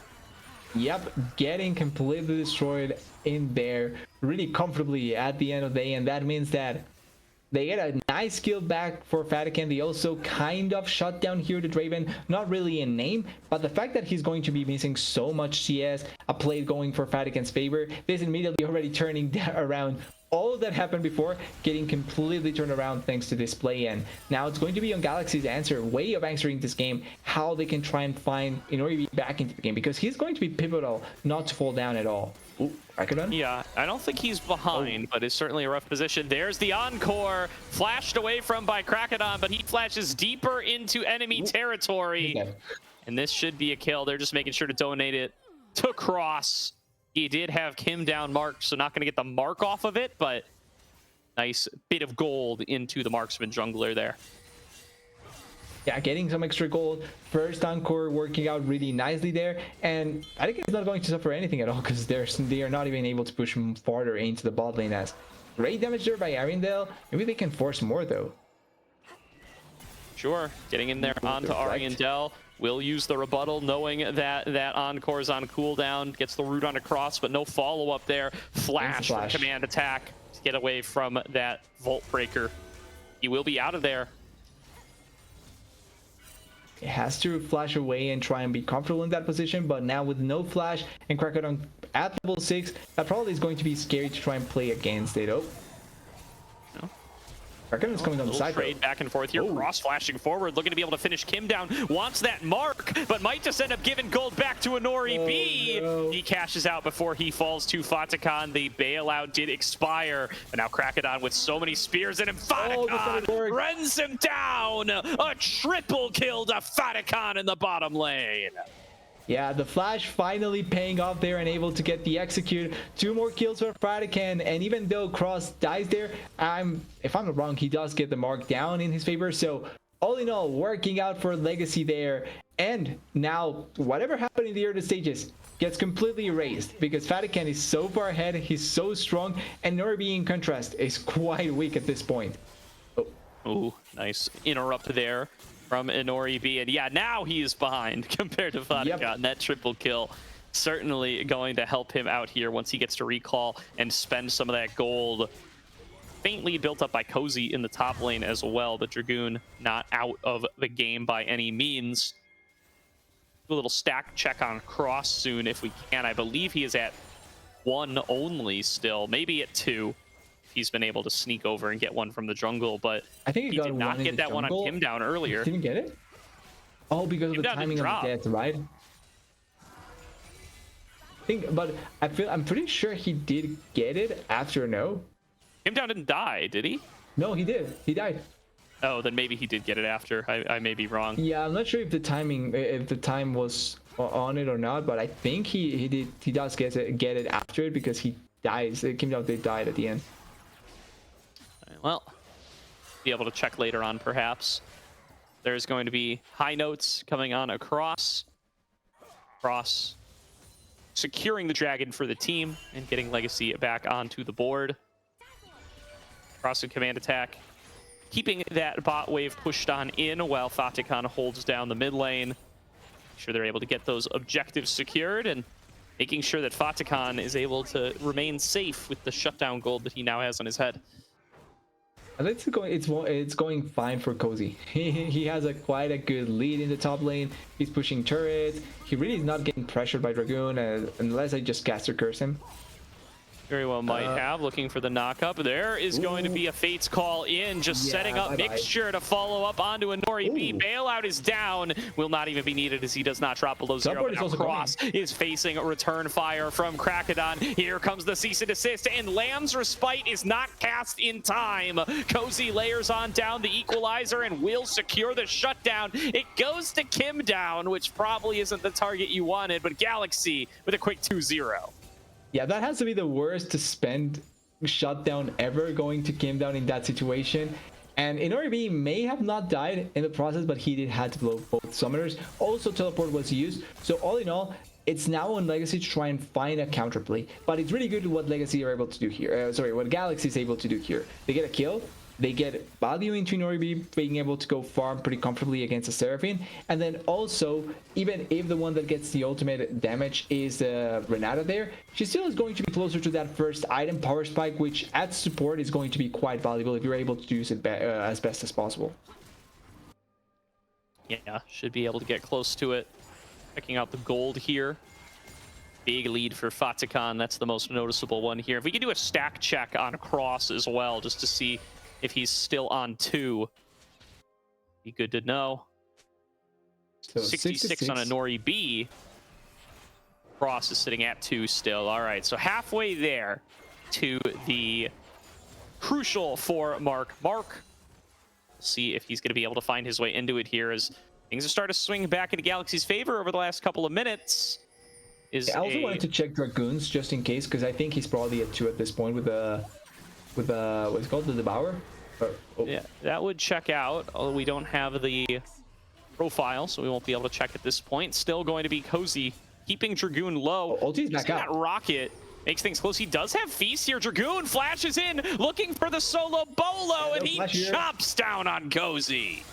Yeah, another extra added onto it, and they were trying to look maybe for a dive attempt here, but it wasn't going to work out that effectively. Really nice clear of the wave, but a kill for Dragoon up there in the top lane and getting revenge for all those solo kills previously. Now finally getting ahead up there, or yeah, actually ahead, because he's getting a lot more minions in his favor, plus a stack to his ultimate as well. Huge stack there for Dragoon, huge solo kill for Dragoon. And he keeps up the pattern. Cozy may be able to build up these leads earlier on, but Dragoon has been able to successfully fight back in these lanes. He's gotten himself a solo kill after falling behind early in all 3 games. Yep. And once again, he is on nice frontline pick for the team here. It will be very useful for them to have a strong Shogath with their double marksman, only single enchanter, more of a mage support, but still. Really important to have a strong front line with this kind of setup. I kind of feel like Nico could be considered an engaged support, considering how you kind of just go in blindly. Oh, Cozy has no flash steal. Slowed up, going to be able to dodge out on the Rupture. Going to try to turn the burn back onto Cross, who flashes away, and Dragoon chomps him down again. Says, thank you for the max health, my friend.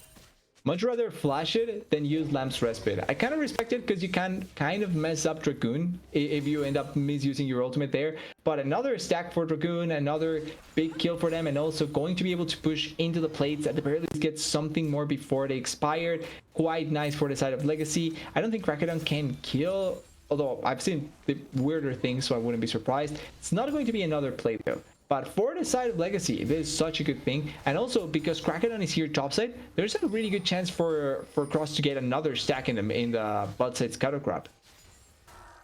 Yeah, wow. I mean, I'm surprised it's even spawning on Scuttle Crab still. Is that a change? I thought you could only get one Scuttle Crab mark per game. He gets another one here. Yeah, that's interesting, actually. Yeah, we'll be able to secure this. So third mark over to Cross. One more away. He's currently marking the Vi. There's barrier forced out of Fatakan, but he's pulled back in. Drakodon commits the ultimate, takes too long, and opens up an opportunity, but that's a huge hostile takeover from the side of Kim Down. Turns the play back from what was turned originally, and Legacy lose their marksman, Galaxy, with control over the Dragon. Yeah, a bit too much disrespect there by Fatakan getting killed in that position. They use Lapse Respite as well, like you're mentioning, and it means that now for a next potential fight, if they want to go for the Herald, it's not going to be available. Or, yeah, for the Herald, it's not going to be available. So, probably not the best opportunity there for the side of Legacy now. After that, Dragoon is the only one that is having fun, being able to push this turret, probably going to get the first turret of the game. Yeah, really going to be able to secure this for the team. And I do think that that means we come down to third objective for who gets the feats. So I do believe it was Galaxy that got to 3 kills first. So, I mean, it must be, because we don't have feats determined yet. So it'll come down to who gets the third objective. Galaxy 1 away, Legacy 2 away. Soon enough we'll know, although quite a bit of damage there to the clone by Arendelle. He has to be a little bit careful because it is a 2v1, and I'm pretty sure only one thing you can deflect, like you were mentioning, well, like we were mentioning in draft. So you have to be extra careful in this situation. But it's interesting how they kind of traded places so that Inoribi could have a little bit of an easier time in the mid lane, having to just clear minions against the Seraphine. And because of that, Arendelle just clears wave down there in the bot side, and they are able to get the objective for free in the top side as well. Light lane positioning that really effectively makes it so that Galaxy has a better chance at collecting better objectives. And feats secured for Galaxy there off the back of the Rift Herald. So you get the improved boots. They get access to the tier 3 boots. Gonna be a strong position for them here, as they do find themselves about 2k gold down. Legacy Esports still riding off their victories in top and bot lane from the earlier stages. And attack look to just be disruptive down here. That's a rebuttal used on just a beat drop, but safely assumes that ulti will not be used in the next few seconds. Command attack going to be able to get this push off now. Ariandelle's just TPing right back.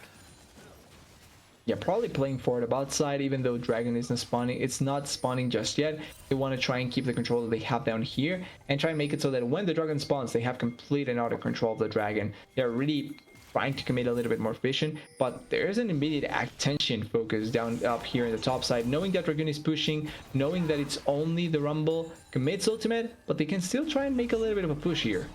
Yeah, Galaxy just under a lot of pressure here across the board.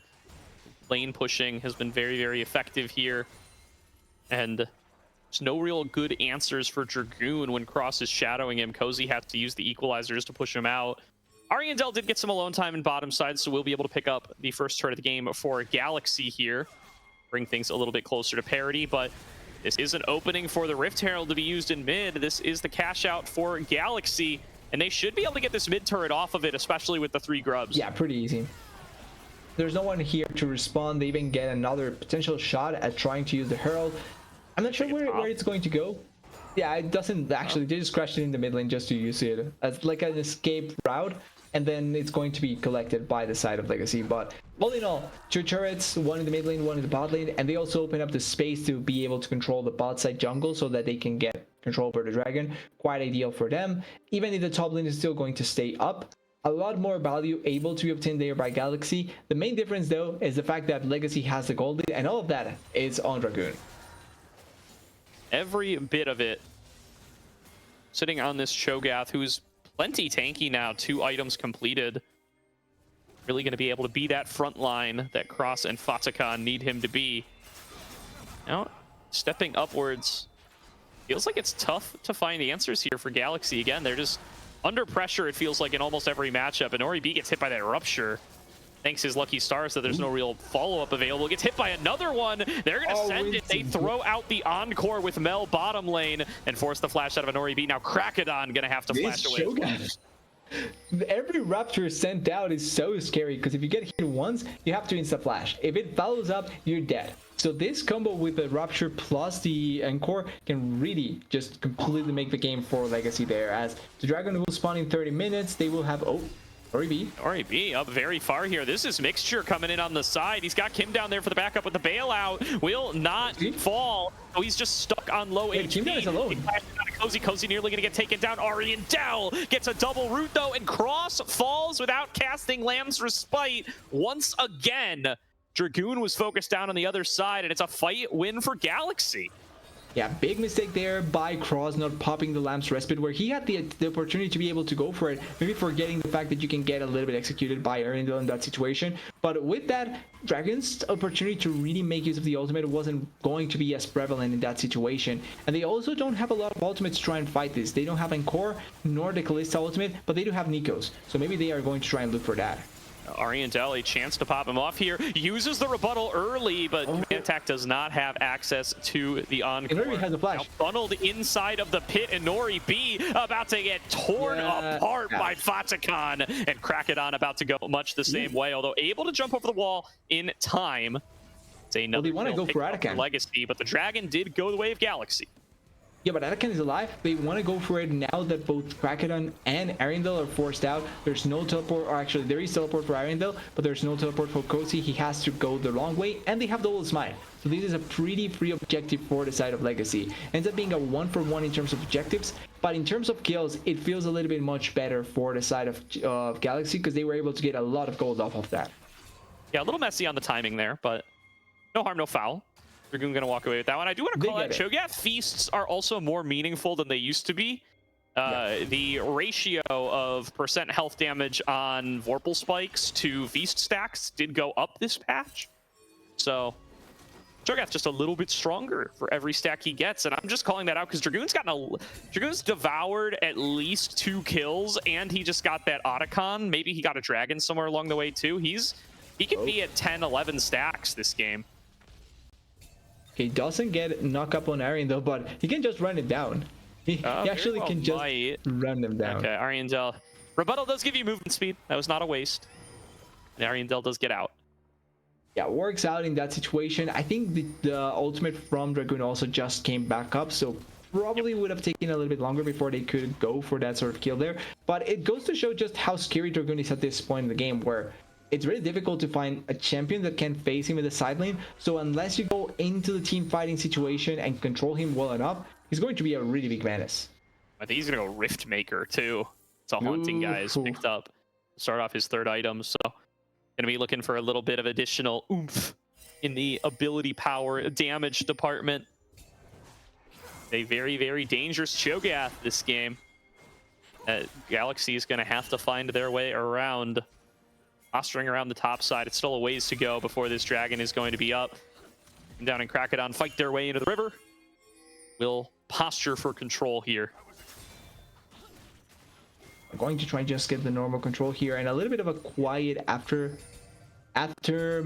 of the fight, and trying to give a little bit more control back for both sides. There's not really any objective until this Baron buff spawns, but at the same time it's going to be soul point for the side of Galaxy, so maybe we see a bit more attention towards the dragon even with the Baron buff up.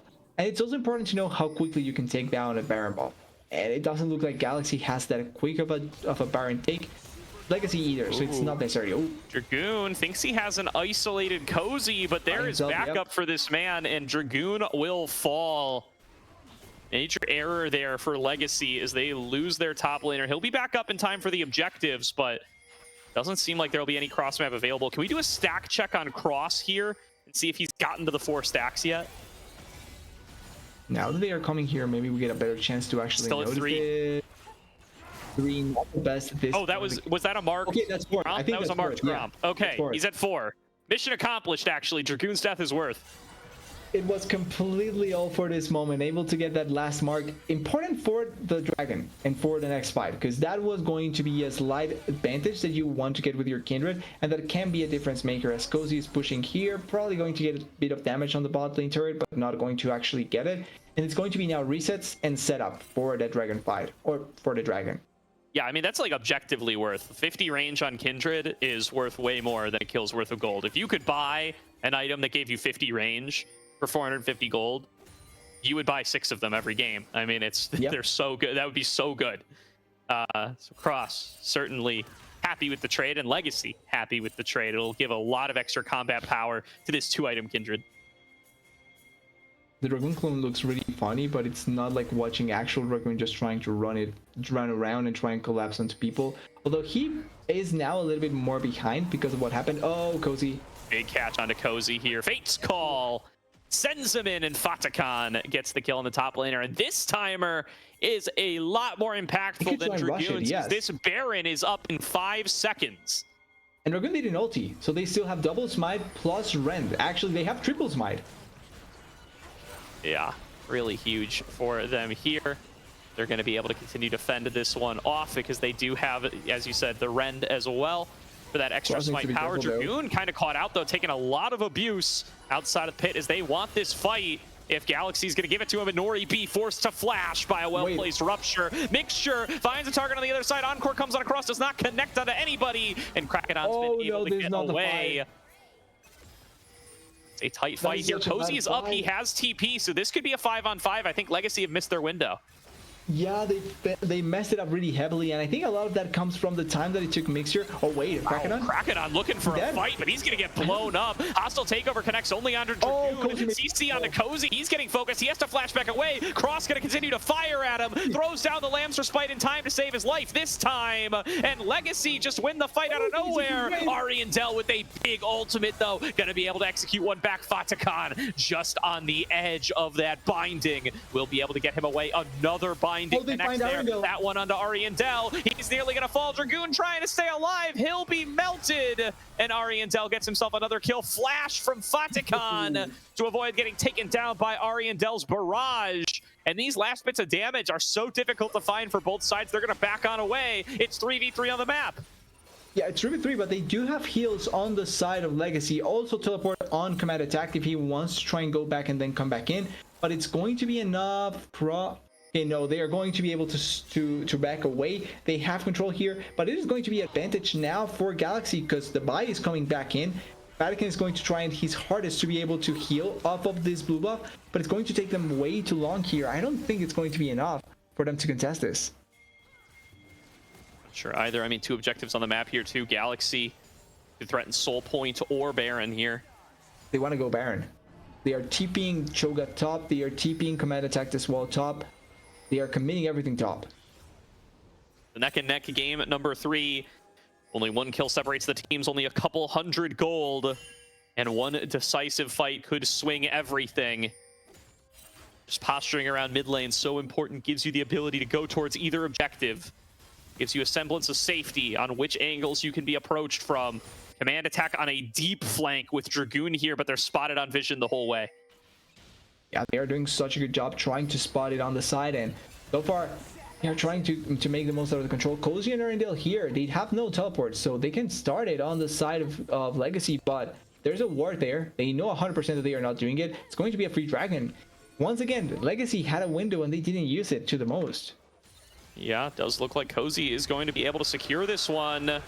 It's on the Soul Point. Command attack. That's not command attack. That's Mixture. He gets a double knockup, a triple charm, and Legacy find their team fight and their moment. No rebuttal on that encore. Legacy 3 for 0. They get to continue the push. Yeah, they had the angle, the right angle for throwing out the anchor in that situation, and it turns into a massive team fight victory for Legacy. 3 members down, a Baron buff on the horizon, and more than likely going to try and keep on pushing the advantage on the game. But it's all down to that angle that they are able to find, where Ariandel was doing so much with those rebuttals and the damage from a safe distance. It's this time where they are not able to be close to Ariandel, and they find multiple members really badly positioned. Massive win for Legacy there, finding the fight where Galaxy had committed to the Dragon. Now they are rocking Baron, they are rocking the lead. How much can they get off of the purple buff? It looks like they're going to try to reset here soon, but already massive victory for Legacy in this game. yeah, they find the massive play there, and now it's going to be how can they turn this Baron buff into more value, right? They have the Baron buff and they can try and make the most out of it, but you need to find the right angles to find all that you can in there. You do. More and more tightly has to be fought for as the windows continue to close. Legacy with that Baron buff could end the game off of another big fight win. Dragon is massive, by the way. Cho'Gath is? Yeah. Yeah, like the health bar, the size not that much, but yeah, that is a big Cho'Gath. Riftmaker down as well. Welcome everybody from Aegis 2 as there is an attempted engage from Mixture, but the Pop Blossom is short. Oh, and there's that whirling death out of Nori B, trying to see if he can find Mixture. Look for another crap back. Not going to find it. Was it me, or was that like one of the slowest ultimates I think I've seen from the Draven? That felt so slow compared to what I think Draven's ultimate should be. It did feel a little slow. I don't know. Maybe it's just because we're zoomed out further than you are in the regular game. I don't know. That's a good question, though. I feel what you're saying. You're not crazy. Yeah, it just felt weird, but it didn't kill Mixture at the end there, although that ultimate was really, really bad. Was trying to look for the play. That can always happen when you're looking for such a heavy play. It can work out massively, or you can just mess it up horribly, yes. They're trying to push here. No Baron buff minions, though. Legacy hovering around. Krakadan thinks he's found his angle. He gets in there on a Phonicon, and the hostile takeover will keep him down. There's the reflect onto the Encore. Command attack forced to flash away. Does get the CC out of the front line in the meantime. Cross throws down Lamb's Respite, and Oribee's in there. Pop Blossom connects onto 4, but the follow-up does not present itself. Dragoon trying to fight out of it, but Cozy goes into the stasis, burns him down, and secures an ace for Galaxy. Yeah, that is all on Krakadan. Krakadan wins this fight for the side of Galaxy. Huge angle he's able to find to not only get Vatican, but then also force the fight in the favor of Galaxy. They also get the return onto the Encore, so it doesn't really find a lot of value at the end. And then crucially as well, Dragoon was way too late to the fight. It started as a 4v5, and then Dragoon got there and was able to do much more, because when Dragoon arrived, that Cho'Gath made a difference in the fight. But crucially, they picked up Vatican, and they also couldn't deal with Dragoon wasn't able to deal with them at the right time. Certified banger game 3 TDS. 500 gold separates the teams. 32 minutes in. Everything on the line here. A spot in the winners quarterfinal or an early entrance to the lower bracket. Huge difference between those two outcomes. Yep. And for third seed Galaxy, letting this one go would be a disaster. They are trying to fight their way back in and doing a great job of it. Teleport by Cho'Gath as well, by the way. They are trying to set up for this dragon, and it feels like, oh, here it comes. Ooh, Dragoon looking for a rupture there. Does not connect this time. These individual CC abilities can be so impactful, and the cooldowns are so low. So scary. Dragoon just indexing further and further into magic resistance. Not fearing an Ori B here, fearing Ariandel and Cozy. Understandable. I think that Ariandel has been doing so much damage all along the game. Like, he is actually game defining to a certain degree, where I don't think an Ori B is really making that difference in their favor. Jump away from Cross there, continuing to avoid the CC. Dragoon started a fair bit of a chunk. There's a nice snare. They're going to use that just to try to get in there. Here's a triple knockup from Mixture, finding his angle, taking down Ariandel on behalf of Cross. The Dragon is going to be smited away by Krakadan. That secures Soul for Galaxy, but they're down 2 members. They have to make sure they don't lose the game. Yeah, double flash in that position. There's also a huge minion wave down there. Are they going to stop the push from the minion wave, or are they just going to run away? They need to be really smart about what they choose there, as by waiting. Oh, Cross has to throw down the Lamb's Respite, take some extra poke. They will be able to get this turret, but they are not able to pick off additional kills. Still 25 seconds on Ariandel. They might be able to get out of this inhibitor. Much healing, though. Yeah, they can push for the inhibitor. They also have a... Actually, no, the wave in the mid lane is getting pushed back. So they only have this wave. I don't think they're going to try, no. 10 seconds for Ariandel, 15 for Cozy. That means that they are not going to try and push for the win. But that was the Dragon Soul obtained for the side of the Galaxy Gaming, which means that now it's much closer for them to decide who can win it, because even if the team fights have been working out for Legacy, now with an actual objective that is important to take into account for every fight, it's going to be difficult to go against them. Yeah, getting even tougher for them in these later game scenarios. Ari and Dell dropping for the first time in that last fight, by the way. So strong for this team throughout this whole series. And now with so much in his camp in this game 3 scenario. Reflects back away on towards command attack, finding some nice harassment. Throws down the golden eclipse. Not quite enough to execute command attack, but good damage on both him and Mixture. That's a lot of damage that they end up suffering with, and even though command attack does have teleport, Mixture does not. So there's a slight chance for them to try and play around that timing. And yeah, command attack is just going to teleport there and try and stop everything from happening. But nothing is happening. Doesn't look like they are going to start anything. Ghost is just down there in the bot side pushing the minion wave.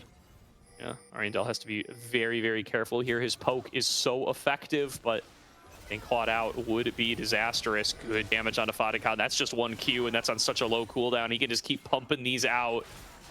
That is what Galaxy is relying on to try to soften up their targets before they go in. Dragoon, so powerful on the front line. They cannot kill him in any sort of court order nowadays. And there's going to be Fatikan coming on through. Hostile takeover going to connect on a carry cross. Not going to be able to be taken down. Will be able to get the damage onto Fatikan. They're going to be here as well. And the front to back is beautiful. Ari and Dell stays standing. Krakenon locks down the key targets. And it's an ace for 1. Galaxy Gaming find their fight. They execute beautifully, and that could be the game in the series. Game defining team fight. Huge performance by Ariandel there, doing everything in his power to turn it around, finding command attack really quickly, and then also finding Fatikan on the side. Didn't allow for the Kalista to do anything at all, and that's it. That's going to be the 2-1 victory for Galaxy Gaming. Second game was not with their actual roster, but here they beat Legacy's actual roster in a really good fashion. Well done, Galaxy Gaming, and I gotta give huge props to Kim down there as well. Yep. Splitting the difference with hostile takeover, connects down to both Fatikan and Cross. Their damage is so involved in that kill onto command attack, into taking down the Seraphine. So well executed by them. Galaxy Gaming moving on to the winner's side quarter with a 2-1 victory. Yeah, I'm fully deserved. I think, yes, we usually do focus on the bot side with an REB and how the Noribi and Kim Down can play. But this game is all on Ariandel, in my opinion. Huge performance, finding all that he could to try and keep the game controlled, got really massive executions, and then also huge props to Krakenon, because 2 fights were defined by him finding the right angles. The one in the bot side where they got Baron buff on the side of Legacy, where he finds Fatikan to start it off, and then they win the ensuing fight, and then the one after that where he gets a lot of control of his ultimate and able to just find enough space for Ariandel to carry it out. Really good performances by both of them. Ariandel my MVP, but Krakenon really close. And that's a gold graph right there, TDS. Yep. That's what I like to see in my ACL playoff matches. Such a close game, number 3. So well played by both teams. And if you're Legacy, you got to be kicking yourself right now thinking, what if we rescheduled to an hour later instead of an hour earlier and had Mixture for all 3 games? Yeah, kind of curious why the decision to go an hour earlier if you knew what that Mixture needed to go after. Kind of weird. Not just opting into a later game. I mean, I'm sure affecting multiple teams, maybe some conflicts on both sides. Yeah, true. Chose the best outcome that they could. Ari and Dell. What a series from him. A beautiful Talia game, a beautiful Mel game. Both so well done. And walking away now with the victory. This is a team that folks should respect. They're the number 1 seed over in the OQ as well, where they're having themselves a pretty solid run. Perhaps one of the favorites to make the promotion tournament. And looking strong in the ACL as well. 3rd seed overall and certainly well deserved. And they probably earned themselves an easier matchup in week number 2. I'm not going to lie. So they go against the winner of Pookie Bear Foxtrot, which Foxtrot is currently up 1-0 in. Yeah, probably not the hardest matchup you could have gone into. Like, quote unquote, I think probably I don't want to be mean or anything like that, but probably easier in paper again than Legacy. But still, a matchup that can be dangerous. You just have to consider that. But overall, I think for Galaxy, good. Where Legacy goes against the loser of Pookie Foxtrot. I'm sorry, what was that? I'm kind of curious who those Galaxy go against. They go against. They go against the winner of Pookie Bear Foxtrot, yeah. No, sorry, I mean Legacy. Who does Legacy go against? Oh, so Legacy is the loser of U5, so they will play the loser of U6. So they play the loser, Pookie Bear Foxtrot. Yeah, so technically speaking, not the worst matchups for either of them. I think that both of them can show up and really just keep on going forward. But having that second life taken away, it's going to be like the main worrying part, right? You obviously want to always keep yourself in the upper bracket because that gives you an extra life at almost every point. And that has worked out multiple times to make it so that the grand finals can be much easier for you if you get there. But lower bracket is not the end. At the very least, not yet. Some may say it's just the beginning. With that said, we are going to have an interview here with Ari and Dell in just a couple of moments. We're going to throw it to a quick break here while we get that set up, but we will see you all in a few short moments as we speak to victorious Galaxy Ari and Dell.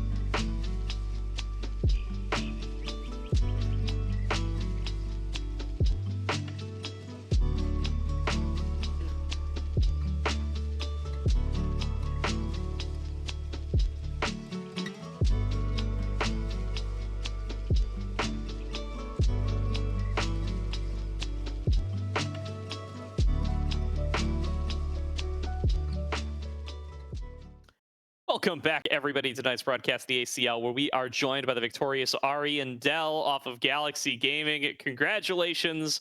Tight 2-1 win here in the first round of playoffs. Do you guys think it was going to be that close? I mean, going in, I think didn't really have the expectations. Like we don't want to underestimate our opponents. So just coming in, trying to play our own game, and I think we had a rough game one, but we bounced back really well.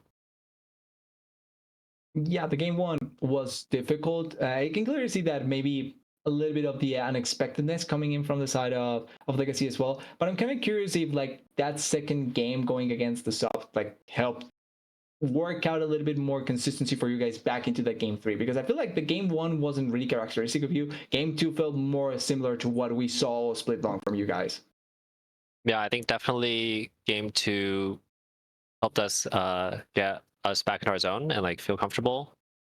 I don't even think it was like playing against a sub or anything. I think it's just we just reset and then we're just focused more on like playing our own game, like focused on making sure we're not making silly mistakes and yeah, just playing solid.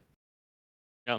So speaking of resetting and focusing, in game number 3 there, so you guys have two really aggressive bot lanes up against one another. Both of your teams playing champions that they're plenty comfortable with, and Oribi gets his Draven. When Fatakan gets that early triple kill in the bottom lane on the Callista, how do you guys kind of refocus? How do you change up your game plan to try to accommodate for the bot lane maybe not going the way that you would have hoped for it to go in those early couple of levels, in those early few minutes?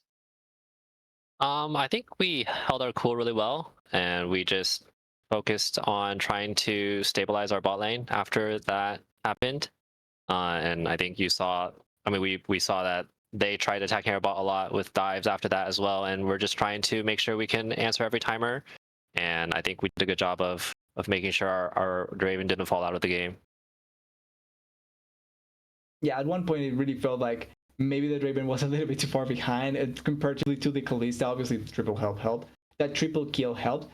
But I'm kind of curious more so on the way that you kind of went into the series with your champions, because like looking at the picks in each game, right? It's Aesol, Talia, Mel. It's not the typical meta picks you expect apart from maybe the Talia. And I'm kind of curious if your approach is going to be much more that sort of off meta side, more comparatively to go to the typical champions. Obviously, don't want to force anything to reveal any sort of weird tactics or anything like that you have planned for the future. But I like the fact that you are more willing to go into those off meta picks more consistently.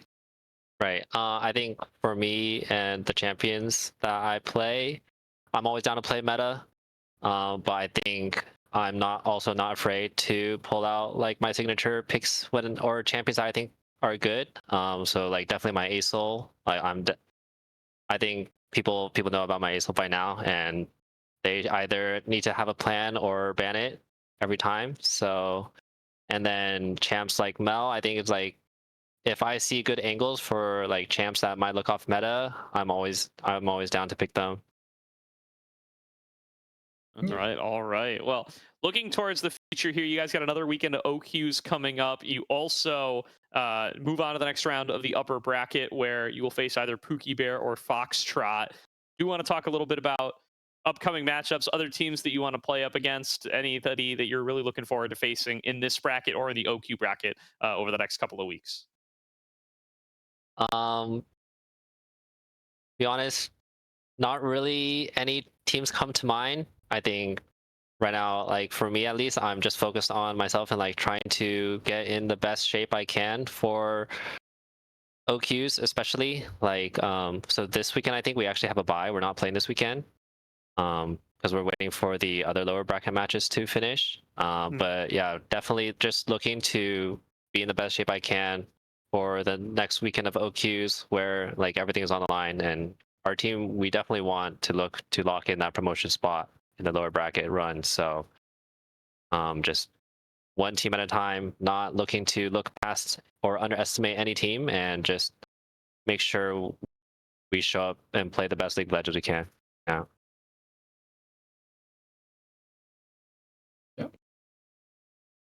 Good stuff. All right. Well, last word gonna go to you, Ariandel, as always. Anybody you want to shout out? Anything you want to say before we close on out the stream for the night? As always, shouting out my teammates, my coach. I think everyone's always putting in work, and they trust each other. Like they trust me to perform and do my job as well, and I can always rely on them. And shout out to my family, my friends who always watch and support me and cheer me on. It always means a lot. And of course, shouting out to everyone else who's following, who's a fan, to watching our Galaxy squad as we continue to compete. Thank you guys for always watching, and I hope you guys continue to support us. Absolutely. Well, thanks so much, Ariantel. Pleasure having you here. Congratulations again on the victory and on moving on to the winner side quarters. Excited to see more from you guys over the rest of the ACL playoffs. That's going to do it for tonight's stream. Want to encourage everybody, come on back tomorrow, where we are going to be showing Dorado versus Jolly Rogers in a qualification match for the promotion tournament right here on this very same Twitch channel. That will be at 4 p.m. Eastern, if I'm not mistaken. We will be off for ACL this Monday due to Memorial Day, but we will be back next week with the next round of playoffs and for every match thereon after. Shout out once again to Zen Market for their sponsorship. Reminder, that is promo code Aegis for 1,000 yen off of your first order. We're going to send you guys over to the Salt Mine, where Next Level Esports and Uncles are in game number 2. Next Level Esports at a solid lead, looking like that one might go to game number 3 as well. So enjoy, stay tuned for that match, and we will see you guys next time.